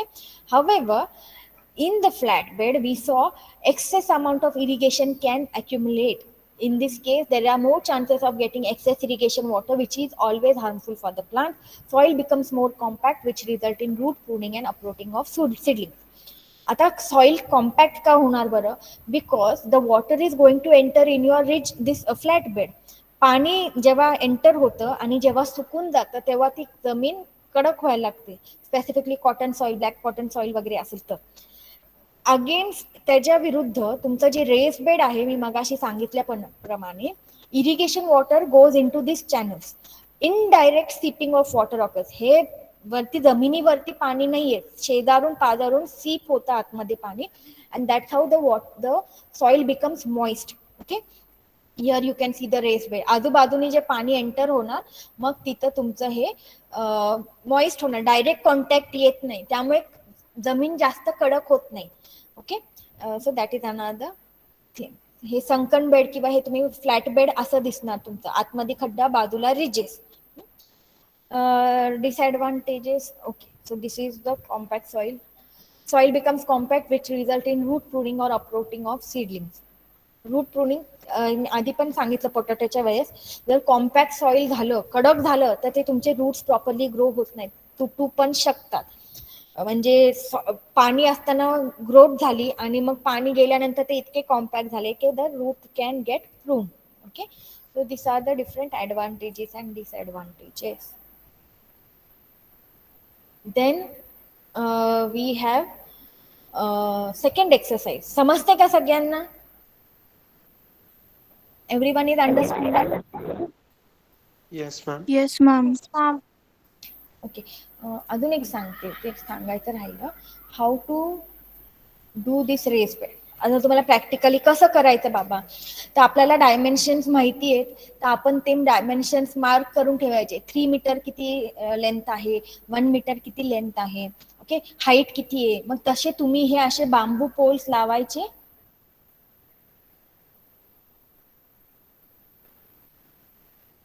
Hello, so here you will put the bamboo poles. मग तुम्ही ती height mark केलेली आहे अशी दोरी लावून, मग त्या हाईट पर्यंत माती भरायची आणि त्याला असं खाली निमुळती करायची. ओके, वर्टिकल नाही, असं स्लोपिंग करतो आपण. असे बेड्स केले तर ह्याला स्लोपिंग का नाही करत, कारण की ह्यांना वुडन तुम्ही सपोर्ट दिलेला आहे, त्यामुळे आतमध्ये तुमची माती तशी राहते. अशी जर तुम्ही स्ट्रेट केली माती, तर काय होतं, ते इरोजनने निघून जाते. त्यामुळे when we do the raised bed, they are always in the slanting position. Furrow is made between 2 beds. This example I am giving for field also. मग 2 बेड्सच्या मध्ये फरो दिलेला असतो, जिथून तुमचं इरिगेशन वॉटर जातं. आता नर्सरीमध्ये तुमचे जेव्हा रिजेस फरो, तुमचे जेव्हा रेस्ड बेड असतात, हे अशा छोट्या साईजचे असतात नर्सरीमधले, 3 बाय 1 मीटरचे छोटे छोटे छोटे. मग ह्याच्यावरती तुम्ही नर्सरीमध्ये तुम्ही हे वापरू शकता, होज वापरू शकता, वॉटर कॅन अँड होज. हे तुमची एक्सरसाइज नाही झाले, हॉर्टिकल्चरला हे एक्सरसाइज असतात. 3 मीटरला तुम्हाला जर तुम्हाला पाणी मारायचं असेल, तर तुम्ही हे असे वॉटर कॅन विथ होज, जेणेकरून rainfall like water will be applied to your this nursery beds. Okay, असं तुम्ही त्याला करू शकता. So that was your nursery bed preparation. Next one, how to raising of the seeds of horticultural crops. So almost all vegetables are propagated by seed except few vegetables like potato, asparagus, garlic, sweet potato, etc. हे आपण बघितलं. खूप सारे vegetables, most of the vegetables are propagated by seeds. Okay, in some flower crops also by seed or vegetative method, like in chrysanthemum. कधी कधी मग आपण flower crops मध्ये आपण बघितलं, सीड असतं, कॉम असतं, किंवा कटिंग्स असतात, सॉफ्टवूड कटिंग वगैरे, किंवा हर्बॅशियस कटिंग क्रिसॅन्थेमम मध्ये. Otherwise, some of the vegetables are directly sown in the main field, like cucurbits, beans, okra, and the leafy vegetables. But some vegetable seeds are first sown in the nursery and the seedling is transplanted in the main field. So how to grow these seeds in the nursery? Okay. Advantages हे आपण मगाशी झालेलं आहे. Convenient to look after the seedling, protected from disease and pest, enough time to prepare main field, favorable growth media, economy, valuable expensive seeds. परत मगाशी सांगितलं, मोठ्या सगळ्या शेतामध्ये पाणी सोडत बसण्यापेक्षा, सगळीकडे फर्टिलायझर अप्लाय करत बसण्यापेक्षा, आणि मग सीड्स लावणार, मग पाणी देणार, मग सगळे वीड्स ग्रो होणार, मग त्याला परत वीडिंग करत बसायचं, हे सगळं उद्योग करत बसण्यापेक्षा नर्सरीमध्ये तुमचं सुटसुटीत काम होतं. तेवढीशाच जागेला वीडिंग करायचं, तेवढंच पाणी घालायचं, तेवढेच फर्टिलायझर्स द्यायचे, तेवढ्यालाच पेस्ट डिझीज कंट्रोल करायचं. नाहीतर तुम्ही 1 हेक्टरपर्यंत अच्छा चला पावडरी मिल्ड्यू आला, चला एक एक झाडाला शोधत तुम्ही पेस्टिसाइड मारणार. इथे नर्सरीमध्ये कसं एवढीसाच बेड आहे, त्या बेडला पकडायचं आणि तेवढीशाच बेडला तुम्ही पेस्टिसाइड मारून मोकळे झाले. तर lot of benefits. Okay. Selection of site for nursery, हे पण मगाशी सांगितलं, irrigation source, well drain, nursery should be protected from disease and this. हे पण झालं सॉइल प्रिपरेशन. पहिला आपण प्लविंग करतो, हॅरोईंग करतो, फार्मयार्ड मॅन्युअर टाकतो. नर्सरी बेड साईज आपण बघितली, विथ 1 ते 2, लेंथ 3, हाईट 15 सेंटीमीटर म्हणजे 0.15 metre. Okay. Now transplanting. Okay, so we prepared the bed, we prepared the nursery beds, and we have even sown the seeds. मग कधी आपल्याला distance दिलेला असतो, कधी कधी 15 सेंटीमीटर, जे पण डिस्टन्स असेल त्या क्रॉपवरती, त्या डिस्टन्सवरती आपण सीड सो करतो. After that you have to move those seeds from the nursery to your field. That process is known as your transplanting. It refers to the removal of the young actively growing seedling from one place to another with purpose of having them continue their growth in the new location until they are harvested. Okay. म्हणजे इथून तुम्ही उपटलं झाड तर ते दुसरीकडे नेताना तिथं जाऊन ते फायनल त्याचं डेस्टिनेशन असेल आणि तिकडेच त्याचं फायनल हार्वेस्टिंग होतं. ओके. तर ह्याच्यामध्ये अजून एक टूल वापरला जातो, ट्रान्सप्लांटिंग ट्रॉवेल. खूप आहे, तुम्हाला परत एक्सरसाइज नाहीये, दिस इज द बेसिक टूल. मग ह्याच्यामध्ये तुम्ही काय करता, तुम्हाला जेव्हा झाडं उपटायची असतील ना, काढायची असेल, example here you can put this insert this trowel below the rooting area of that plant and uproot that plant along with the roots and the soil. सगळं तुम्हाला त्या सॉइल सकट, हे एक्झाम्पल, ते प्लांट तुम्ही इझिली लिफ्ट करू शकता आणि मग शेतामध्ये जाऊन तुम्ही ट्रान्सप्लांट करू शकता. उपटलं तर काय होतं, तुमचे रूट्स, तुमचं जे डेव्हलप झालेलं असतं ते रूट्स डिस्टर्ब होतात. Then the roots take some time to establish in the field. Instead of that you can use such transplanting trowels. Okay, now let's see what they are saying here. The success of transplanting depend on the age of plant, types of plants and condition. Age of the plants असणार आहे, age of the plants नाही, depends on the age of the plants, type of the plants. Okay, and condition at the time of transplanting, environmental factors such as humidity and temperature. Age of the plants आहे, किती, how many days, कधी कधी 15 days असतं, 10 days असतं. They each plant has different days after which you can transplant. What is the type of plant, obviously depending on the type you will have number of days which you can transplant them. Condition at the time of transplanting, environmental condition, condition of that seedling, humidity किती आहे, temperature किती आहे. जर कडक उन्हाळ्यात तुम्ही जाऊन transplanting केलं तर लगेच जळून जाणार. So various factors you have to keep in mind. Usually this violent operation is in most vegetable crop is performed when the plant is young and is actively growing condition, because when it is growing it can easily adapt. खूप faster growth rate असते young stage मध्ये आणि ते easily adopt होऊ शकतात. Violent operation, because you're removing the plant from its environment and transferring it into different environment. Nursery मध्ये shade पण तुम्ही दिलेलं असतं, त्यामुळे तुम्ही त्याला काय करताय, डायरेक्टली हार्श एन्व्हायरमेंट मध्ये ट्रान्सप्लांट करत असता. Okay. However, the portion the root system is damaged, there are lot of mistakes, but anyway फक्त लक्षात घ्या. However, the portion the root system is damaged considerably, the plant attachment to the soil is disturbed and progressive vital activities are checked, the transplanting becomes more successful in spite of the entire well prepared soil having better things. So as I told you, when you are uprooting the plant you are disturbing the root system of the plant, जे तुम्ही adjust झालेलं असतं आजूबाजूला. Okay, so better when you are doing this doing this transplanting, try to minimally affect the plant. Do not disturb the root system.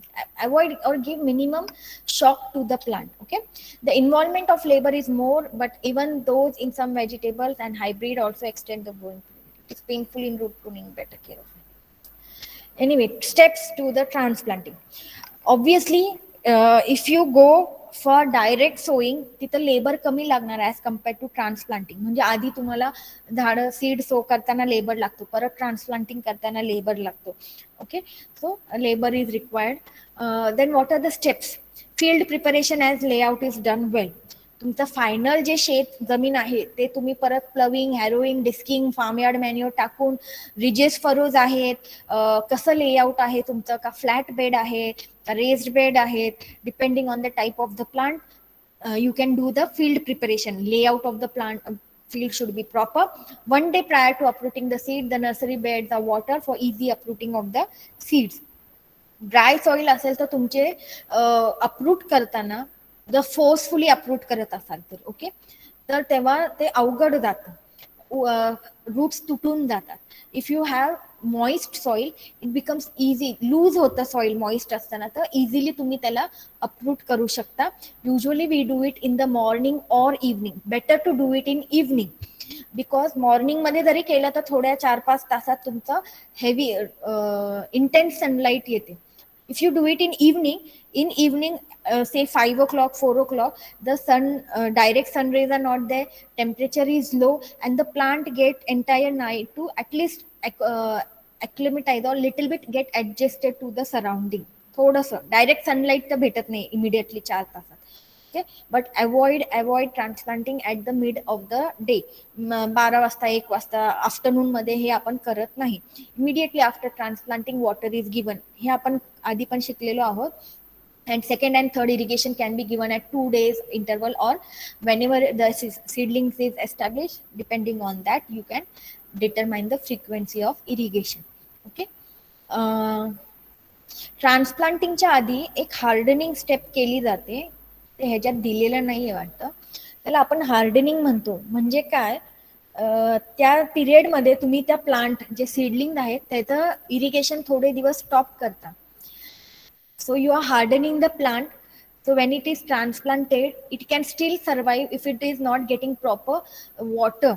Immediately water जर भेटत नसेल, म्हणजे roots immediately water absorb नाही करू शकत किंवा ॲक्लिमेटाईज नाही झाले, प्रॉपर फंक्शन नाही करत आहेत, लगेच नाही करणार, 1 दिवस तरी जाणार, तर that is known as hardening.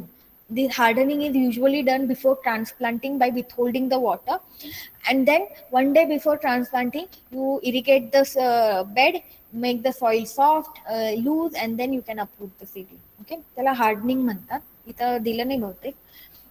Advantages for expensive seeds such as hybrid transplanting,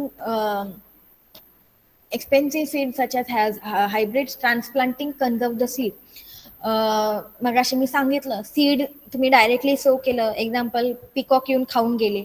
आता hybrid seeds are so expensive, आणि if your seeds are getting destroyed, peacock असतात, स्क्विरल्स असतात, कधी कधी मंकीज असतात, खूप काय जे सोर्स असेल, इन्सेक्ट्स असतात. So you want to protect the expensive seeds. So you can do this transplanting. It reduces the cost of cultivation by saving expensive seed. Expensive seed. So reducing number of irrigation, number of weeding. हे मी मगाशीच explain केलं. Even you are saving pesticides, fungicides, or even the nutrients you are saving when you are doing transplanting. Okay, it increases the land use efficiency. तेच म्हणजे तुम्ही land use efficiency म्हणजे काय, land use efficiency, water use efficiency, nutrient use efficiency, हे तुम्ही सगळं ट्रान्सप्लांटिंगमुळे करू शकता. Transplanting help in root pruning. This promotes development of numerous rootlets which result in better growth and yield. Root pruning. Sometimes when you are transplanting, you can even cut the roots, or when you are uprooting it, सगळे roots येतातच असे नाही, थोडे cut होऊन जातात. जेव्हा तसे cut होतात, the plant has to produce more rootlets. Profuse rootlets are produced. So this is another advantage. Seed germination rate is higher and more quality transplants can be produced. तुम्ही जर नर्सरीमध्ये जेव्हा तुम्ही करता, एवढी प्रॉपर केअर जर तुम्ही घेणार असेल, तर your seed germination will be higher and the quality of the plants will also be good because they are getting proper nutrient and care at early stage. तर ते तुमचे strong plantlets असतात. Sowing seed under protected condition extend the growing season. Important for early yield since the plant can be ready to set out immediately after reasonable risk of frost is passed. तुमच्या समजा एरियामध्ये फ्रॉस्टचा problem असेल तर तुम्ही green हाऊसमध्ये, नर्सरीजमध्ये, protected कंडिशनमध्ये तुम्ही हे सीडलिंग्स घेऊ शकता ओपन कल्टिवेशन पेक्षा. आणि मग हे तुमच्या प्रोटेक्टेड एरियाजमध्ये हे सीडलिंग्स ग्रो होतात आणि जसा विंटर निघून गेला किंवा फ्रॉस्ट निघून गेला तुम्ही ह्याला ट्रान्सप्लांट करू शकता. As opposed to if you are doing direct sowing, मग तुम्हाला शेतात डायरेक्टली सीड तुम्ही लावत असाल तर तुम्हाला थांबावं लागतं. ते फ्रॉस्ट, तो विंटर पिरियड किंवा तो फ्रॉस्ट पिरियड संपून गेला मग जाऊन तुम्ही सीड सो करणार, मग त्याला जर्मिनेशन येणार आणि सीडलिंग ग्रो होणार. So you are losing the crucial period. तर तुम्हाला जर तुम्ही नर्सरीमध्ये त्या फ्रॉस्ट पिरियडमध्ये नर्सरीमध्ये सीडलिंग ग्रो केले, your plants the harvest can come early. तुमचं अर्ली हार्वेस्ट होऊ शकतं. तुम्ही लवकर ते बाजारात पण आणू शकता instead of waiting for the environmental condition. Generally earlier harvest is more value to the market. Obviously आंबे मार्चमध्ये महाग असतात, एप्रिल मे मध्ये जेव्हा ग्लट असतं बाजारात तेव्हा ते स्वस्त होतात. Okay, so earlier crop has lot of value. It is facilitate intercropping and relay cropping. Transplanting facilitates intercropping or relay cropping. हे कसं होतं, when you are doing transplanting तुम्ही मिक्स क्रॉपिंग करू शकता. तुम्ही इंटरक्रॉपिंग करू शकता कारण का तुम्ही डायरेक्टली सीडलिंग्स लावता आहे. किंवा रिले क्रॉपिंग. रिले क्रॉपिंग म्हणजे एक झाड हार्वेस्टिंगला यायच्या आधी तुम्ही दुसरं झाड लावून टाकता, मग ते हार्वेस्टिंगला आलेलं झाड काढता, थोड्या महिन्यात हे नवीन झाड आलं असतं ते हार्वेस्टिंगला येतं. असं कंटिन्युअस क्रॉपिंग तुम्ही ट्रान्सप्लांटिंगच्या वेळेस हे करू शकता कारण का तुमचं प्लांट हे ऑलरेडी दुसरीकडे डेव्हलप झालेलं असतं आणि ते तुम्ही फक्त आणून लावत असता. Through transplanting it is easy to adjust suitable date of planting and to harvest the crop according to the market demand. This also I explain. You do not have to wait for the environmental conditions. तुम्ही तुमच्या नर्सरीमध्ये तुम्हाला कधी harvesting करायचं आहे तसं तुम्ही नर्सरीमध्ये त्याला प्लांट करू शकता. एक्झाम्पल जून जुलैमध्ये असेल आणि खूप हेवी रेनफॉल आहे तर तुम्ही नर्सरीमध्ये लावा आणि मग तुमचं एक्झॅक्ट डेटला तुम्ही ते हार्वेस्ट करू शकता. Effective to control insect pest diseases, time of seedling emergence, खूप हे सगळं तुमचं हे एक्सप्लेन केलेलं आहे. Uniform in maturity, because why they will be uniform in maturity? Because they will be uniform in germination. Why they will be uniform in germination? Because all the plants are getting uniform treatment. Example, जर हे आपलं race bed आहे, समजा हे असं beds आहेत आणि irrigation इथं सोडलं, आपण खूप वेळा बघतो इरिगेशन जिथं स्टार्टिंग पॉइंट आहे तिथं जास्त पाणी भेटतं, एंडिंगला कमी पाणी भेटतं. म्हणजे ह्या झाडाला जास्त पाणी भेटलं, मागच्या झाडाला कमी भेटलं, म्हणजे हे झाड लवकर ग्रो होणार, हे झाड लवकर वाढणार, ते झाड हळूहळू वाढणार. मग युनिफॉर्म ग्रोथ राहत नाही. तेच तुम्ही जेव्हा नर्सरीमध्ये करता, all the seedlings are growing at the same stage because they are getting same conditions. Okay, so that's why you will get harvesting at the same time, uniform maturity, harvesting at the same time. Labor, you are reducing the use of labor. जेव्हा तुम्ही harvesting अर्ध crop आता पिकलं, अर्ध उद्या पिकणार, परवा पिकणार आणि तुम्हाला लेबर लागत असेल तर every day you have to pay the labour. Otherwise the farmer himself has to work in the field and harvest the crop. Selection of true to type healthy seedlings help in raising good crop in the field. आपण true two type seedlings बघितलेले आहेत. कधी कधी पॉलीएम्ब्रॉयनी असेल किंवा कधी कधी mix seedling असतात, कुठलं तर दुसरं सीड मिक्स झालेलं असतं आणि लीव्सवरून आपल्याला कळतं हे तर दुसरं सीड निघालं. तर ते पण तुम्ही select, you can select healthy seedling. If in the nursery you can see that the seedling is very weak, chlorosis आहे, येल्लो झालेत लीव्स, स्ट्रॉंग नाही आहे, मरगळलेलं रोप आहे, तर तसं you can directly discard such seedlings. Only select the good healthy seedlings. Disadvantages, extra labour तुम्हाला ट्रान्सप्लांटिंगला लागणार, नर्सरी बेड प्रिपेअर करायला सांगणार. If the nursery bed is infected with soil then the entire crop is grown. Nursery raised infected soil carries inoculums to the field areas where disease seedlings are transplanted, thus causing problem in larger area. म्हणजे नर्सरीमध्ये जर तुमचं infestation आलं आणि ते example viral आपण बघितले, virus diseases, okay, mosaic virus disease, if that viral diseases or that infection is in the nursery, and you are transplanting it into the field, that means that inoculum is going into the field. मग तुमच्या next season मध्ये पण तुम्ही crop घेत असाल, जरी त्या नवीन सीडलिंगला infection नसेल, पण तुमच्या शेतात इन्फेक्शन असल्यामुळे परत नेक्स्ट सीझनला पण तुम्ही ते इनॉक्युलम कॅरी करता आणि लार्जर एरियावरती करता. That is another problem. Another issue is if your nursery disease paste infect झालं तर सगळेचे सगळे तुमचे ते सीडलिंग्स गेले कामातून. तेच तुम्ही जर शेतात लावलं तर एका कोपऱ्यात बघितलं किंवा एका रो मध्ये आपण बघितलं की डिझीज इन्सिडेंट चालू होतोय, तर you can immediately control it, तर बाकीच्या झाडांना ते स्प्रेड नाही होणार. पण नर्सरीमध्ये जर एकाला झालं कॉम्पॅक्ट स्पेस मध्ये तर सगळ्यांना होऊन जाणार, सगळे इफेक्ट होणार. Maintenance of the soil moisture near root zone if it is necessary, as most transplanting crop have fibrous root system. We already studied this. In the vegetable crop, the root system, root zone हा छोटा असतो, कमी असतो, top soil वरतीच असतो. So you have to maintain the soil moisture near the root zone, and it is necessary for most transplanting crop because they have fibrous root system. Most of the vegetable crops हे सगळे fibrous root system असतात. Fibrous root system, I think you all know what is fibrous root system. छोटे छोटे route hairs त्याला असतात, मग ते route hairs deep जात नाही टॅप रूट सिस्टीम सारखे, त्यामुळे त्याला आपण सारखं इरिगेट करावं लागतं.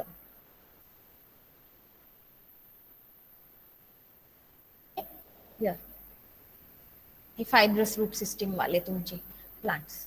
Okay, the topsoil you have to keep on doing irrigating the topsoil, keep it moist. So with this, so this is how you should raise seeds for horticultural crops. आधीचा exercise होता how to prepare that seed beds or nursery beds, then how to do seed, how the seeds are grown. आणि हे last आहे, एकच page आहे, raising of root stocks. Okay, we'll quickly finish it. आपण खूप वेळा बघितलं रूट स्टॉक कुठे वापरले जातात, कुठल्या क्रॉप्स मध्ये, in which crops root stocks are used.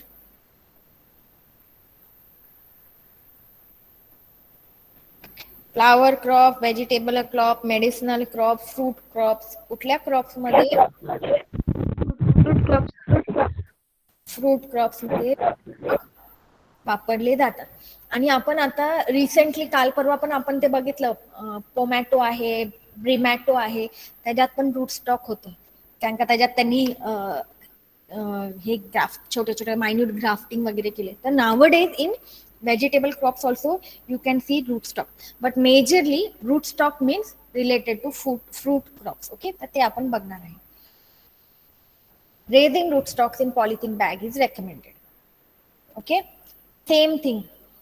तुम का रेकमेंडेड आहे, कारण का you are not disturbing the tap root system. तुम्ही उपटणार नाहीये, ते बॅग मध्ये ग्रो होणार, ती बॅग ती फाडायची आणि शेतात लावून ती फील्ड मध्ये जाऊन ते ट्रान्सप्लांट करायचं. ते means what, you are not disturbing the root system. Nursery raising in polythene bag saves labour in weeding. Obviously weeding करायला हे आपल्या खूप वेळा रिपीट होतंय आता, पण आय थिंक यू अंडरस्टूड. शेतात लावलं तेच, किती पाणी देणार, किती वॉटरिंग करणार, किती वीडिंग करणार, किती न्यूट्रिएंट्स वेस्ट करणार. Okay, the chief advantage of polythene bags are that the seedling can be raised almost around the year under control conditions, same like vegetable crops. Nursery मध्ये बाहेर थंडी पडो, उन्हाळा, काही कंडिशन असतो, you can monitor the nursery operation.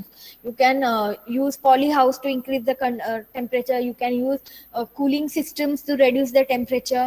So you can control the conditions and you can grow the root stocks kiva grafted plants, vegetatively propagated plants throughout the year. The raised root stocks which are to be grafted, used for grafting purpose, should be healthy and disease free. Obviously mother plant should be healthy and disease free, root stock should be healthy and disease free. It should be resistant to disease, pest and adverse climatic condition.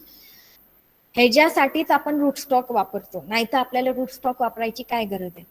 Or that root stock is not resistant to disease, pest and climatic conditions. What are adverse climatic condition? Drought condition असेल, किंवा saline soil असेल, किंवा alkaline soil असेल, तर ह्याला आपण बघितलं mango वगैरे मध्ये असतात तुमचे root stocks which are tolerant to saline conditions, drought conditions, त्याच्यामुळे आपण हे रूट स्टॉक ग्रो करतो. So that is a desirable characteristic of the root stock. It should have excellent anchoring quality with well developed root system. It should have excellent anchoring quality. Root stock means you want a good taproot system. जेणेकरून तुमचं हे झाड जे आहे ते deep soil मध्ये properly अँकर होणार. अँकर म्हणजे उभं राहणार, वादळ वारं आलं तरी ते पडून नाही जाणार. अशी फायब्रस रूट सिस्टीम असतात, ती झाडं लगेच उपटून जातात. वर जर रूट सिस्टीम असेल तर ती झाडं उपटून जातात. That's why the root stock should have well developed taproot system. Generally the rootstock should be selected based on the soil type, climatic condition. So we saw different types of rootstocks are available. काही rootstock disease resistant आहेत, काही soil conditions ला resistant आहेत. तर त्यानुसार तुमचं शेत कुठल्या कंडिशनला आहे, कशासाठी तुम्हाला पाहिजे, ते त्या बेसिसवरती you can select the rootstock. Proper care should be taken while raising the rootstock. Seed used for raising rootstock which are covered with polythene sheet give as high as 97% success with 3 weeks. This I have not seen this, but anyway, if you're raising the rootstock, if you're keeping it in polythene sheet, it will give a 97% success rate. There are तुम्हाला शिकवलं की नाही माहिती नाही, स्ट्रॅटिफिकेशन, स्कॅरिफिकेशन माहिती का तुम्हाला? What is scarification, what is stratification? No, ma'am. ऐकलाय शब्द? No ma'am. No ma'am. आता हे तुमच्या सिलेबस मध्ये नाहीये, एकच मिनिटात सांगते. कारण का seedlings we don't know, online method of exam they can ask you any type of question. Okay, so at least you should know what is stratification versus scarification. Stratification म्हणजे लो टेम्परेचर असतं. Okay, तुमच्या सीडला आपण treatment देतो.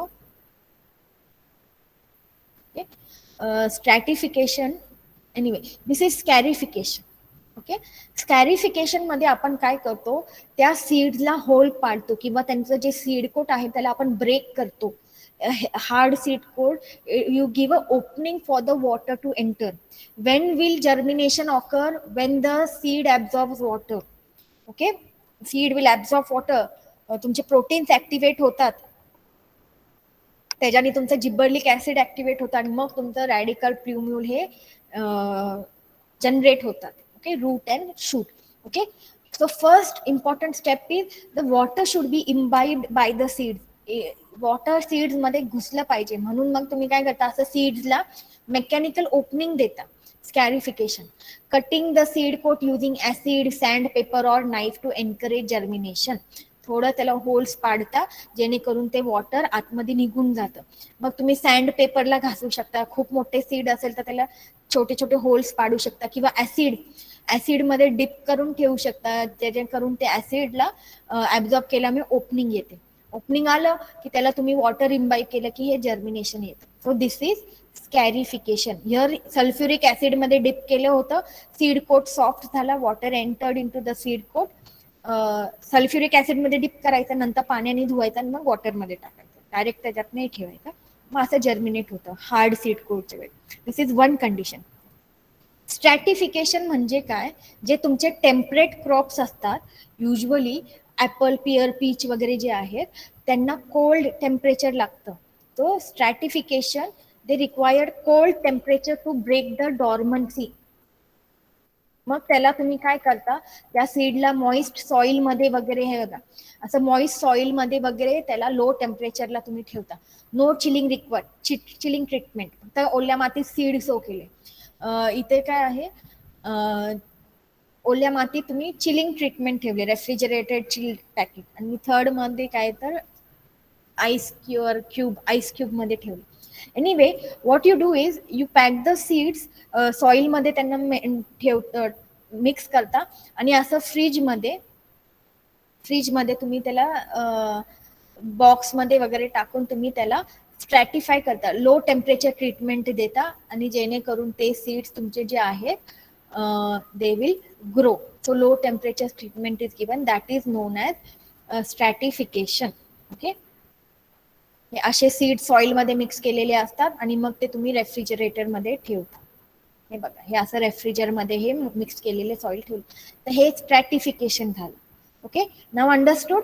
स्ट्रॅटिफिकेशन म्हणजे temperature treatment. स्कॅरिफिकेशन असं लक्षात ठेवा. Scar म्हणजे काय, मराठीत काय म्हणतात स्कारला? तुम्हाला लागलं वगैरे तर स्कार येतं हातावरती, निशाण पडतं किंवा खड्डे बिड्डे पडतात. तर खपली स्कॅरिफिकेशन, खपली येते मॅम, खपली. खपली म्हणजे तसं लक्षात ठेवा. जर तुम्हाला कधी विचारलं गेलं आणि तुम्ही कन्फ्यूज झाला, स्कॅरिफिकेशन म्हणजे नेमकी कुठलं आणि स्ट्रॅटिफिकेशन म्हणजे कुठलं. स्कॅरिफिकेशन त्याच्या शब्दातच येतं SCAR, स्कार. ओके, स्कार म्हणजे जखम देणे. जखम पडली की तिथे डाग, धब्बा, खड्डा बिड्डा पडतो, त्याला स्कार म्हणतात. तर स्कॅरिफिकेशन म्हणजे तुम्ही त्याला जखम देता, म्हणजे सीड कोटला तुम्ही ब्रेक करता. That is meant by scarification. Scarification म्हणजे जखम, तर स्ट्रॅटिफिकेशन म्हणजे थंड, low temperature. So this is required to break seed डॉर्मन्सी.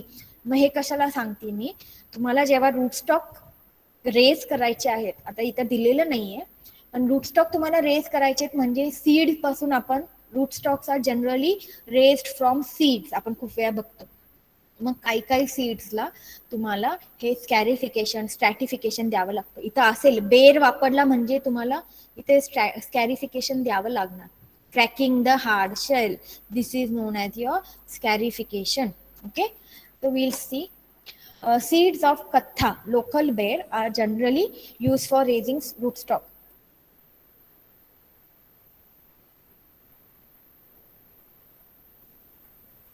Okay.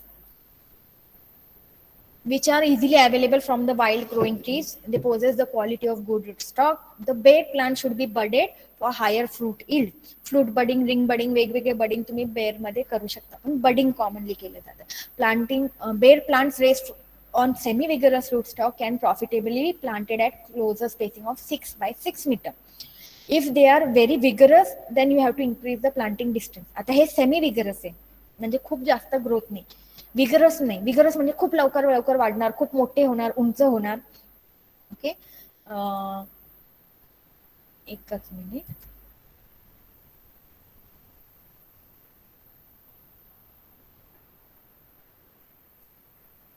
एकच मिनिट तुम्हाला अंदाज देण्यासाठी.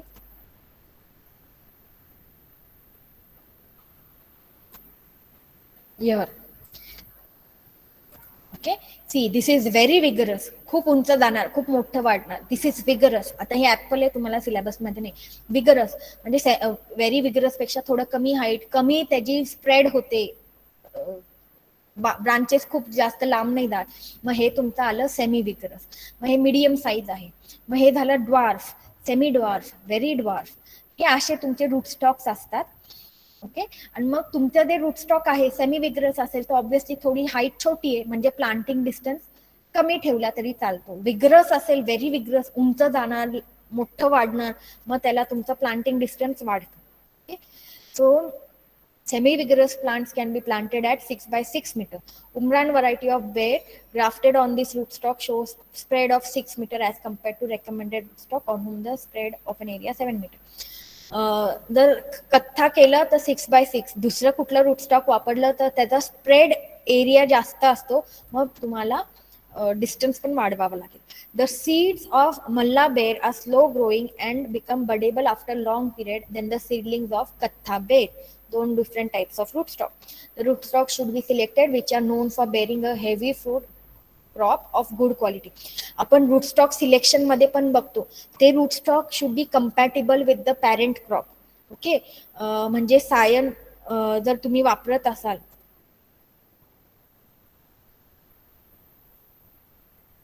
एक्झाम्पल दाखवते, हे तुमचा सिलेबस नाहीये पण दाखवते. कंपॅटेबल म्हणजे काय, आता हे पियर आहे, खाली क्वीन्स रूटस्टॉक आहे आणि वरती ही सायन व्हरायटी आहे, कॉन्फरन्स.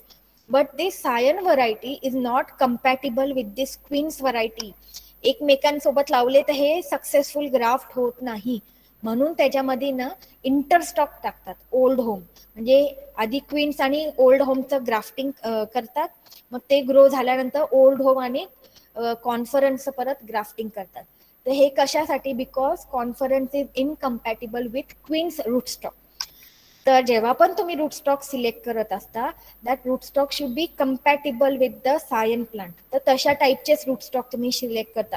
हेवी बेअरिंग असलं पाहिजे, म्हणजे त्याच्यावरती जे सायन लावलं त्याला खूप सारे फ्रुट्स यायला पाहिजे. हेवी क्रॉप लोड असलं पाहिजे. Good bearing, good flowering should be there. Okay.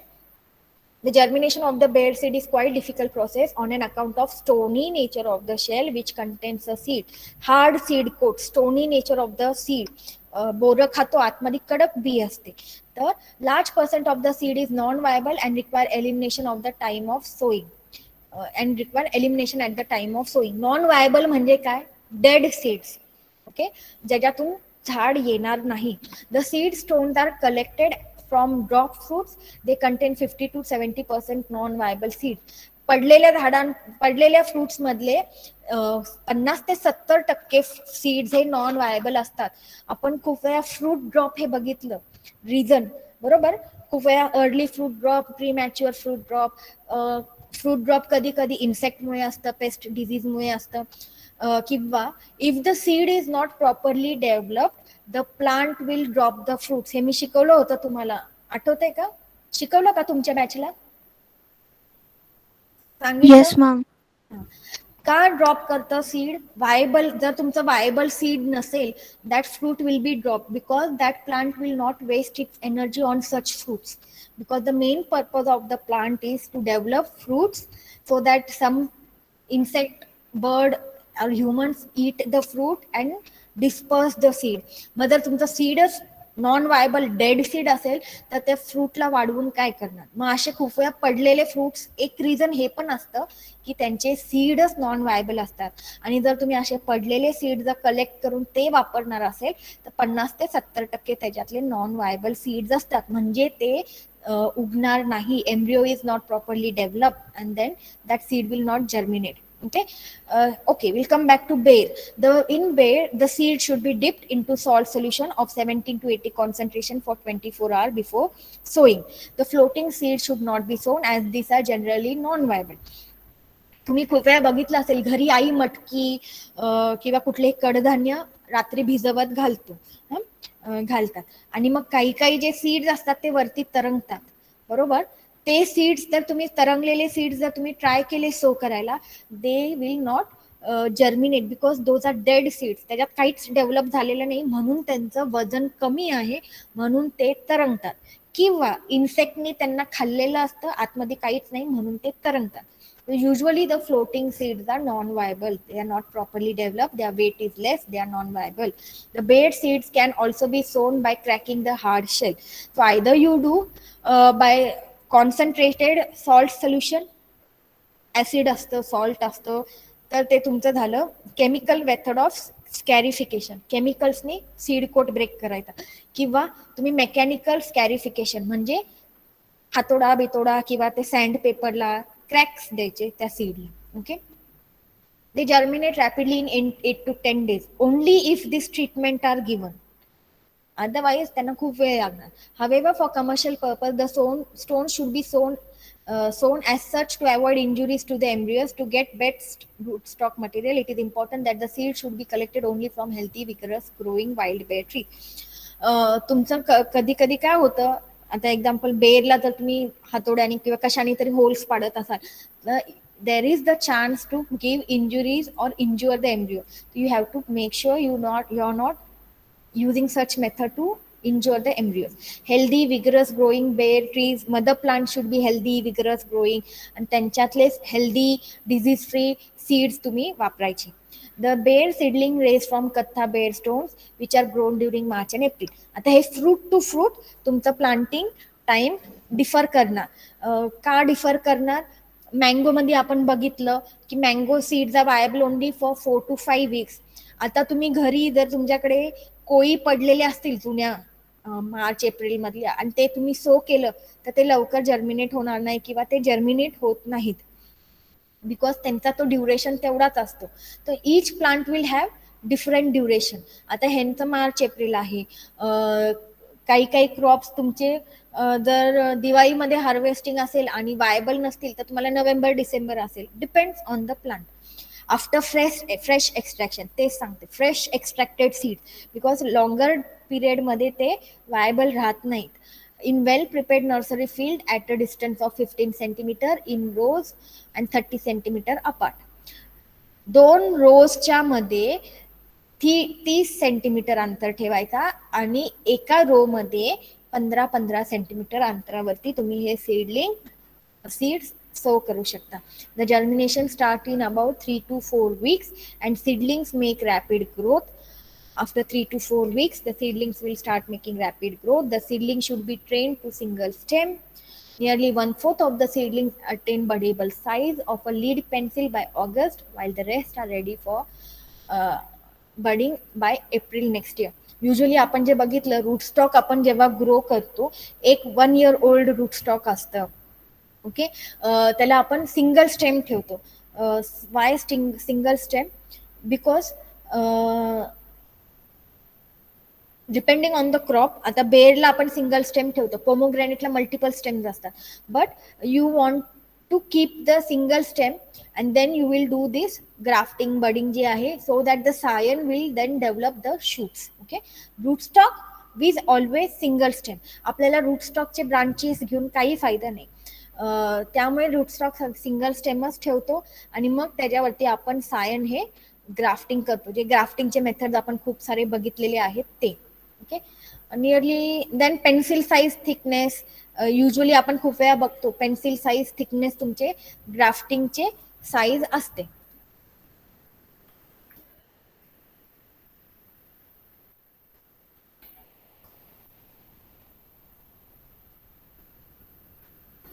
तुमचे जे रूट स्टॉक्स असतात ते तुमचे छोटे छोटे हे पेन्सिल साईज शेप वगैरे मधले रूट स्टॉक्स असतात आणि त्याच्यावरती आपण हे ग्राफ्टिंग करतो. आता बेर मध्ये तुम्हाला बडिंग करायचं असेल, जे पण ते तुम्ही सिलेक्ट करता, in this case you are going to do budding, so in that case lead pencil size, आणि मग आपण वेगवेगळे patch budding, shield budding, T budding जे बघितले आहेत प्रकार, त्यातलं आपण ह्याच्यामध्ये खूप वेळा पॅच बडिंग, फ्लूट बडिंग बेर मध्ये आपण करतो. Okay, understood everyone?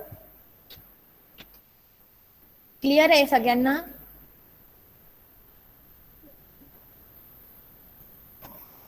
Yes, ma'am.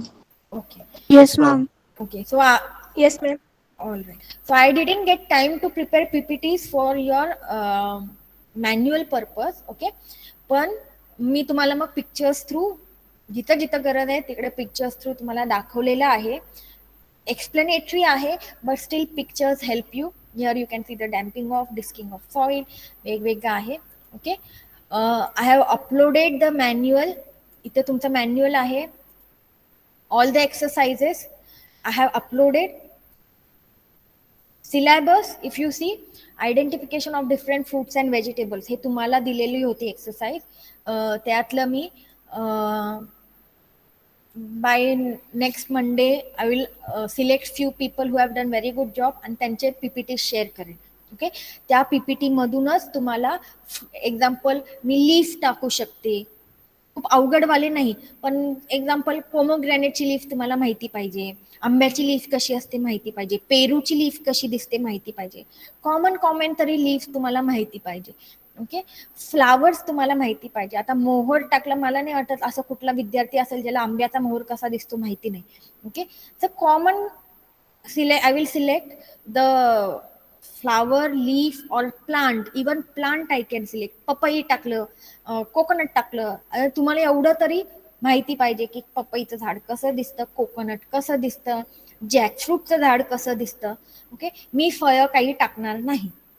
Jackfruit टाकलं कोणी पण ओळखू शकेल हा फणस आहे, पण जॅकफ्रूटचं झाड कसं दिसतं. त्यामुळे तुम्हाला असाइनमेंट देताना पण leaf, flower, plant and fruit हे सगळे पॉइंट्स कव्हर करायला लावलेले फॉर फ्रूट अँड व्हेजिटेबल. आणि फ्लावर क्रॉपला लीफ, प्लांट अँड फ्लावर. तर जे मी तुमच्या ग्रुपमध्ये जे शेअर करेल, जे पीपीटी, जे मुलांचे सिलेक्टेड पीपीटी जे शेअर करेल, त्या पीपीटी मधलेच फोटो येणार. असं नाही परत मी कुठला तर नवीन फोटो टाकला.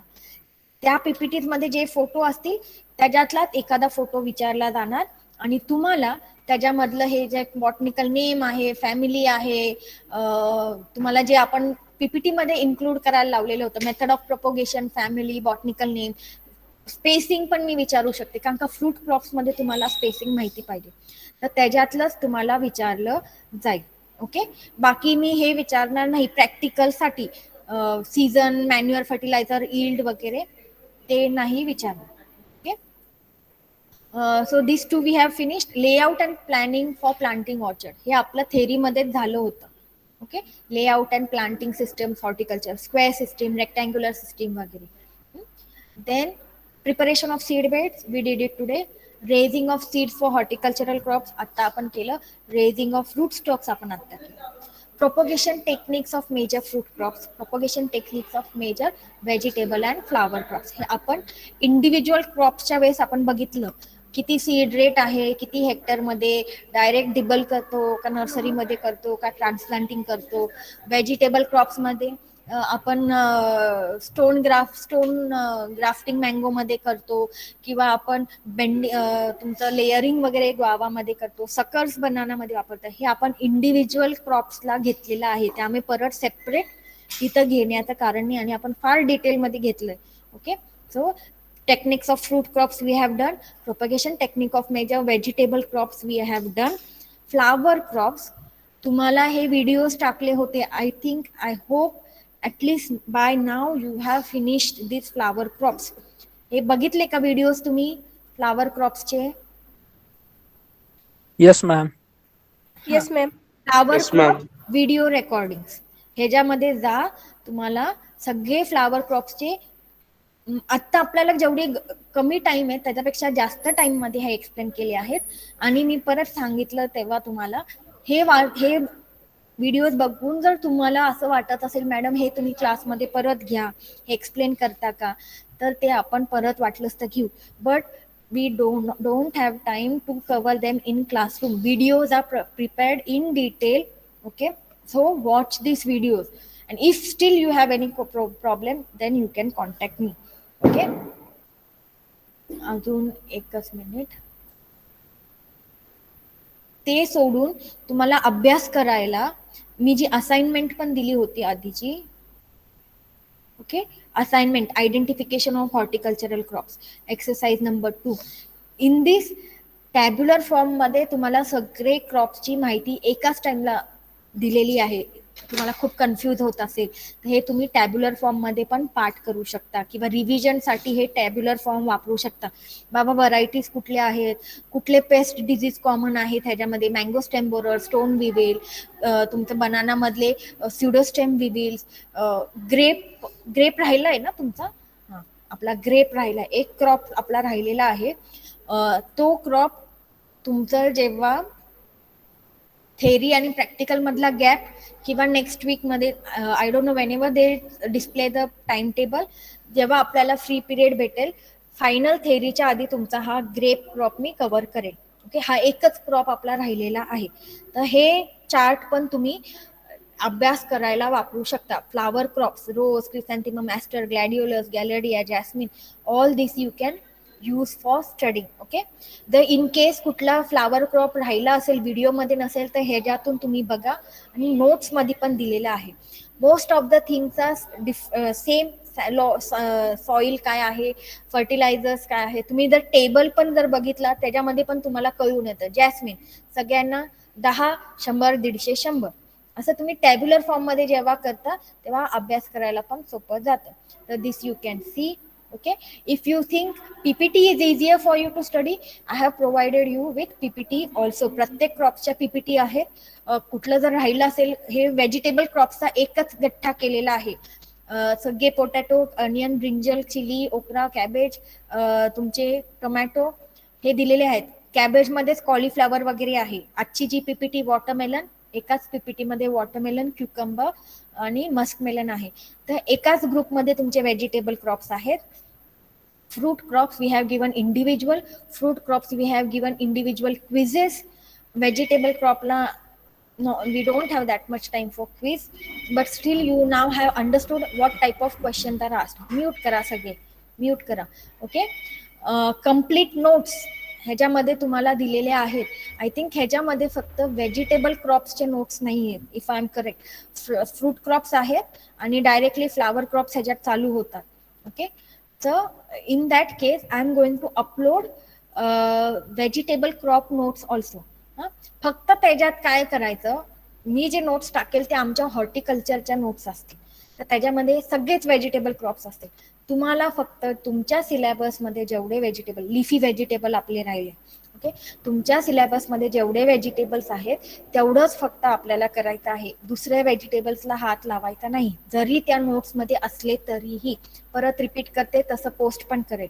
So only study what ever is in your syllabus. Even in fruit crops, आता तुम्हाला ऍपल, पेअर, पीच, प्लम हे काहीच प्रकार नाहीये, कारण का सिलेबसमध्येच नाही म्हणून आपण शिकवलं नाही. ओके, तर stick to the syllabus, stick first preference give to the PPTs. PPT मध्ये काही राहिलं असेल तर तुम्ही स्लाइड तुमच्या नोट्सकडे जा, जॅकफ्रूट वगैरे जे मायनर क्रॉप्स होते तिकडे जा. मग तुमचे चार्ट दिलेला आहे, तो चार्ट तुम्ही बघा. तर lot of material is given for you to study. So follow that. And worst come worst, even if you are still not understanding anything, किंवा काही नोट्स परत भेटले नाहीत किंवा मिस झाले माझ्याकडून किंवा राहिले, तर मला मेसेज करा. I will share it with you. most probably we will have lecture on Saturday. Okay, उद्या सुट्टी आहे. आता आपल्या सिलेबस मध्ये सांगितल्याप्रमाणे हे एक लिफी व्हेजिटेबल राहिलंय आणि ग्रेप्स एक राहिलंय. Grapes I will do in between. तुमची जी प्रॅक्टिकल एक्झाम आहे आणि थेरी एक्झामच्या मध्ये तुम्हाला गॅप असतो एक 5-7 दिवसाचा, त्या गॅपमध्ये, किंवा तुमची जर प्रॅक्टिकल एक्झाम 23 पासून किंवा 21 असं नेक्स्ट वीक एंडिंगला असेल, तर नेक्स्ट वीक आपल्याला टाइम भेटला तर आपण ग्रेप्स घेऊ. Otherwise after practical exam in the slack period we will take grapes. Okay, तरी पण Okay, मी ma'am. काय काही क्वेश्चन आहे का? No, ma'am. Okay. Still, what I will do is, if any of our other course teachers, कारण का हा course मी पहिल्यांदा घेतेय, हा आधी दुसऱ्या मॅडम कोर्स घ्यायच्या, त्यांच्या जर ग्रेप कल्टिवेशनचा व्हिडिओ असेल तर मी टाकून ठेवते. But grape is a very important crop. Lot of marks are there, 3 marks are there. We will cover it in class only. Okay, by next week we will cover this. Leafy vegetable, methi, palak, spinach तुमचा आहे, फेन्युग्रीक तुमचा आहे, dill तुमचं शेपू वगैरे आहे. Leafy vegetables आपण बघू थोडक्यात. किती मार्क्सला आहे? 2 मार्कला असेल, 3 मार्क्सला. Okay, so we will finish this by Saturday. If possible, I will finish this leafy vegetable. But for grapes, I will take time by next week so that I can prepare proper PPT in detail. सगळं एक्झामच्या point of व्ह्यूनी सगळे points cover झाले पाहिजे असं PPT बनवून next weak तुमचा grep हे cover होईल. Okay, so with this I think we have completed almost 90-95% of your syllabus. Still, if you even practicals, today we have completed the practicals. Okay, हे individual आपण घेतलेले नाही, आपण हे हे आपण सेपरेट घेतलं नाही, आपण हे इंडिव्हिज्युअली ऑलरेडी कव्हर केलेलं आहे. But steel if you go in your notes manual, तुम्हाला हे खाली प्रोपोगेशन टेक्निक्स परत सेपरेटली दिलेले आहेत. नोट्स मध्ये पण आहे major vegetable crops, how to raise the seedling, nursery seedling, हे आता आपण जे बघितलं सीड ट्रीटमेंट, तेच आहे, फक्त इंडिव्हिज्युअल क्रॉपला दिलेलं असतं. New advance techniques of grafting, हे टाइम भेटला तर मी शिकवेल. आपण हे बघितलं ब्रिमॅटो वगैरे मध्ये. ओके, पण सेम आहे, ग्राफ्टिंग मेथडच असते, फक्त ह्याच्यात काय असतं, सीडलिंग्स हे खूप सॉफ्ट असतात. Okay, if you see grafting in vegetables, असे क्लिप्स वगैरे लावून आपण ह्याला ग्राफ्टिंग करतो. हे पण मी घेईल. Okay, if time permits will take this also, grafting in vegetables. असे छोटे छोटे ग्राफ्ट केलेले असतात, त्याला असे क्लिप्स वगैरे लावलेले असतात. ओके, नर्सरी स्टेज, सीडलिंग स्टेजला हे ग्राफ्टिंग केलेलं असतं. Otherwise here you can C union करायला केलेलं असतं, किंवा स्लाइस स्टेज मध्ये ग्राफ्टिंग केलेलं असतं, किंवा अजून तुमचं इथे टंग ग्राफ्टिंग टाईप ग्राफ्टिंग असतं. तर वेगवेगळ्या प्रकारचे आहेत, डिटेल काही ह्याच्यात नसणार आहे, पण ते पण आपण कव्हर करू. ओके, ही ग्राफ्टिंग मेथड किती 4-5 here you can see. Will cover this in next lecture. सॅटर्डेला वगैरे ना आपण हे कव्हर करू. अदरवाईज तुमचे जर प्लांट प्लांट्सचे जर तुम्ही बघितले, fruit crops, grafting in fruit crops, layering in fruit crops, हे इंडिव्हिज्युअल एक्सरसाइज आहेत. ते आपण प्रोपोगेशनच्या चॅप्टरमध्ये डिटेलमध्ये घेतलेले आहेत. तर हे attach method, detach method, simple inarching, then veneer grafting म्हणजे तुमचं in situ grafting, epicotyl stone grafting हे आपण घेतलेले आहे. हे पिक्चर्स हे झालेले आहे आपलं पीपीटीज मध्ये. तर तेच आहे. वाटलंच तर हे नोट्स पण, ब्रिज ग्राफ्टिंग मिड टर्मला विचारला होता हा question, what is this bridge grafting. So all this is there, different propagation methods which we have already covered in your theory class in detail. Okay, so this is also covered. Raising of fruit crops, techniques of vegetable and flower crops. So with this our practical exercise is completed. फक्त grafting in vegetables आपण करू, grapes आपण करू आणि आपण तुमचे leafy vegetables हे छोटं छोटं मायनर राहिलेलं आहे. Otherwise we have completed your syllabus. 90 to 95% syllabus is complete for your course. Saturday most probably we will have the lecture. तर नाही झालं तर मी एक्स्ट्रा लेक्चर कंडक्ट करेन, but most properly lecture will be there. आपलं नेहमीचं 1 ते 3 जो टाइम स्लॉट आहे, 1 ते 3, 1 ते 2 जसं कम्प्लीट होईल तसं.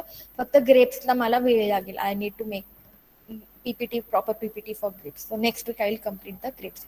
Okay everyone, clear? Yes, ma'am.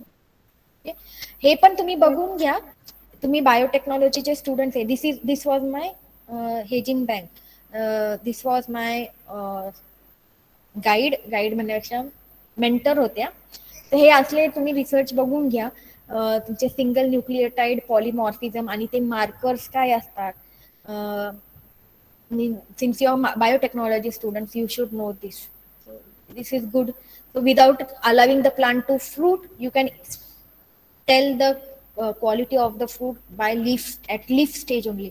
म्हणजे नर्सरीमध्ये पहिलं लीफ आलं ते काढायचं, डीएनए एक्स्ट्रॅक्ट करायचं, त्याचा अनालिसिस करायचा, find if there is a marker, you can tell if this plant has been, if this plant has that characteristics. ह्याच्यात खूप सारे रिसर्च असतात, ते बघा. So with this I think we have completed everything.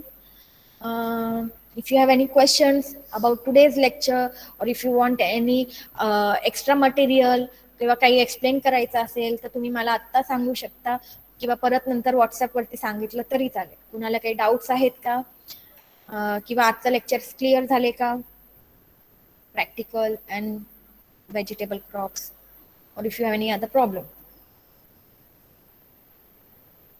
Chat box खर्चट, खर्चट नाही, scarification. If you don't have any questions, आणि मी आज डिटेलमध्ये सांगितलेलं आहे. वाटलंच तर तुमचं टाइम टेबल जेव्हा येईल that time again 1 day before the exam I will take another lecture.